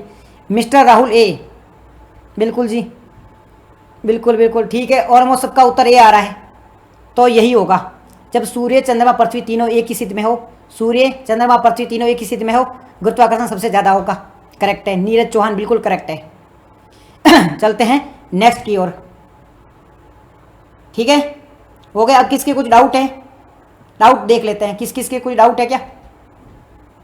अब मेरे को पता आप ऐसे मजे ले रहे थे, आपको पता था आंसर। किसी के कोई डाउट है तो पूछ लो। देखो मैं बता देता हूँ 2 पॉइंट। नोट्स कहाँ मिलेंगे? इंस्टाग्राम में मैसेज करो। देखो इंस्टाग्राम में बहुत वैसे फेक मैसेज भी आते हैं, टाइम पास के लिए भी मैसेज आते हैं, इसलिए आप सबसे रिक्वेस्ट है, जो भी लाइव में जुड़ा है ना, आप मैसेज करो और ऐसे बोलो मैं लाइव में था, मेरे को नोट्स चाहिए। क्योंकि कई है ना टाइम पास के लिए मैसेज कर रहे हैं, तो मैं उनको रिप्लाई करता नहीं हूँ। आप मैसेज कीजिए कि मैं लाइव में था, मेरे को नोट्स चाहिए, ठीक है, मैं आपको सारे नोट्स प्रोवाइड कर दूंगा, सारे के सारे नोट्स प्रोवाइड कर दूंगा। ओके, किसी भी सब्जेक्ट के चाहिए, कोई भी नोट्स चाहिए, मैं आपको प्रोवाइड करवा दूंगा। ओके, मैसेज करना मैं लाइव में था, मेरे को नोट्स चाहिए। क्योंकि बहुत फेक मैसेजेस आ रहे हैं, टाइम पास के लिए आ रहे हैं, तो मैं सबको एंटरटेन नहीं कर पा रहा हूँ, इस वजह से मैं सबको रिप्लाई नहीं कर रहा हूँ। कोई चार्जेस नहीं है, बिल्कुल फ्री है। आप सब मैसेज कीजिए जिसको नोट्स चाहिए कि मेरे को इस क्लास के ये नोट्स चाहिए। टिया हर क्वेश्चन में सोचने के इमोजी भेजती है। नहीं ऐसा कुछ नहीं है, कई के सही भी उत्तर दिए हैं। वो ऐसे मजाक कर रही है, उनको उत्तर आ रहा था फिर भी ऐसे वो मतलब ऐसे मजाक ही कर रही है। ठीक है, देखो नोट्स चाहिए मैसेज कर दीजिए, सर मेरे को नोट्स चाहिए। सर क्या भाई मेरे को नोट्स चाहिए? सर नहीं भाई मेरे को मैसेज नोट्स चाहिए, मैं आपको नोट्स प्रोवाइड करा दूंगा। इस क्लास के नोट्स भी मिल जाएंगे, नोट्स टेलीग्राम पे मिल जाएंगे, जिसकी मैं आपको लिंक भेजूंगा, लिंक को ज्वाइन कर लेना, आपको नोट्स मिल जाएंगे। ओके ठीक है जी, हो गया, क्लास खत्म करते हैं। सर को सब पता है, मैंने तो सुबह मैसेज किया था, मैंने आपको रिप्लाई नहीं किया सागर जी, अगर रिप्लाई नहीं किया तो सॉरी। हाँ जी चाहिए। नाम आपका मैं प्रोनाउंस शायद गलत ही करूँगा, चम कुछ नाम होगा तो जियो पॉलिटिकी। आप मैसेज कर दीजिए कि मैं लाइव में था या थी, मैसेज कर दीजिए, मैं आपको नोट्स प्रोवाइड करवा दूंगा। बीपीएससी क्रैकर सागर जी, चिंपा जी, या आपका सॉरी नाम मैं प्रोनाउंस सही से नहीं करवा रहा हूँ, सब मैसेज कर दीजिए, मैं सबको भेज दूंगा। सॉरी अगर मैं किसी का रिप्लाई नहीं किया है अभी तक, इसके लिए सॉरी है। सारे नोट्स प्रोवाइड करवा दूंगा। क्या दिक्कत होती है रिप्लाई न करने के कारण? क्योंकि कई लोग होते हैं वो टाइम पास के लिए रील भेजते हैं, रील भेज देते हैं, कई फालतू मैसेज भी कर देते हैं, इस वजह से मैं सबका रिप्लाई नहीं कर पा रहा हूं। ठीक है जी, गुड नाइट, राधे राधे आज सबको। इंस्टाग्राम में ही यहीं पर मैसेज कर दीजिए। सर मैं ऐसे सेफ हूँ पर पढ़ाई और मेरा बहुत ठीक है, आप मैसेज कर दीजिए। आप मैसेज कर दीजिए, मैं सबको पर इंस्टाग्राम पे यहीं पे मैसेज कर दो, इंस्टाग्राम के अंदर ही। ठीक है, ओके एंड करते हैं, क्लास कंप्लीट करते हैं। मैंने खाना भी नहीं खाया सर, थोड़ी भूख भूख लगी है, जल्दी खाना खाया था सुबह, पानी भी नहीं पिया, लगातार 2 घंटे से बोले जा रहा हूँ। तो अब खत्म करते क्लास। देखो यार, ठीक है ना, ये लाइट भी गई, पंखा भी चला गया। ओके गुड नाइट एवरीवन, कल फिर मिलते। कल देखो संडे है तो कल हम नहीं मिलेंगे, कल संडे है तो कल क्लासेस नहीं रहेगी, कल थोड़ा एंजॉय करते हैं। मैं नोट्स भी तैयार करने होते हैं, मेरे को ये सारे लिखने पड़ते हैं, पीडीएफ भी बनानी होती है इन सबकी। तो कल हम नहीं मिलेंगे, परसों मिलेंगे सुबह 8 बजे करंट अफेयर की क्लासेस रहती है, उसके बाद में पॉलिटी की, उसके बाद में हिस्ट्री की, उसके बाद में ज्योग्राफी की सारी क्लासेस रहती है। सब कुछ डिस्कस करेंगे, सारे एग्जाम का डिस्कस करेंगे, आराम से एग्जाम निकालेंगे, कोई टेंशन लेने की जरूरत नहीं है, कोई लोड लेने की जरूरत नहीं है। आसानी से चाहे यूपीएससी हो चाहे पीसीएस हो, सबकी तैयारी करेंगे, कोई दिक्कत नहीं है, कोई पैसे देने की जरूरत नहीं है। जी है ना, बिल्कुल फ्री में तैयारी करो, मजे करो, पढ़ाई करो, हो जाता सिलेक्शन। आ जाइए, खाना खाने के लिए आ जाइए, आराम से तैयारी करो, सिलेक्शन लो, कोई लोड नहीं है, फालतू मतलब चक्रों में नहीं पड़ना है। लोग ऐसे डराते हैं कोचिंग ज्वाइन कर लो यूपीएससी के लिए, ये करना पड़ेगा, कुछ नहीं करना है। नहीं सर, यूपीएससी पीसीएससी की तैयारी होती है।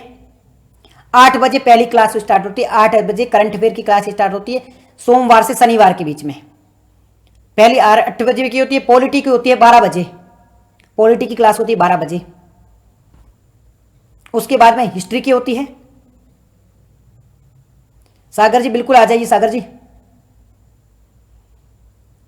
आ जाइए भाई, सब तैयारी करो आराम से। मैम यहाँ पर कोई क्लास लगती है क्या? मैम मैं भाई हूँ, आवाज़ मेरी थोड़ी पतली है, भाई हूँ मैं, आदमी आदमी मेल। क्लास लगती है, बिल्कुल लाइव क्लासेस लगती है। ठीक है जी, ठीक है जी। और कोई डाउट?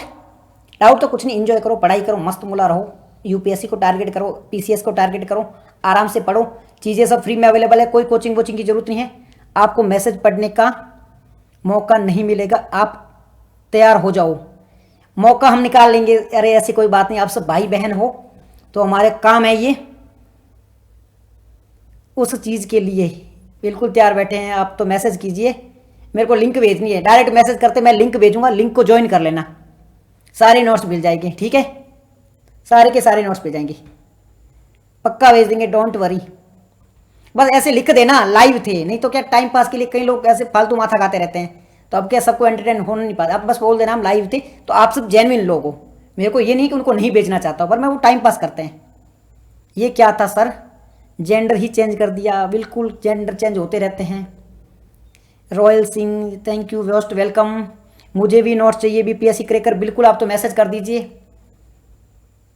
मोस्ट ऑफ के नाम तो मेरे को याद भी है, बीपीएससी क्रैकर, सागर जी है, टिया जी है, और ऊपर कौन गए हैं, और भी कोई गए हैं। कहाँ से लाइव हैं सर? राजस्थान से। रीजनिंग की क्लास पर, रीजनिंग की क्लास भी लगती है कि? अभी नहीं, रीजनिंग का थोड़ा टाइम है सर। नोट्स इंस्टा पर ही मैसेज करें, इंस्टा पर मैसेज करो, मैं नोट्स भेज दूंगा। ओके सर, जाइए, भूख लग रही होगी। Okay Sagar ji thank you, मिलते हैं सोमवार को, बाय बाय, गुड नाइट। अरे यार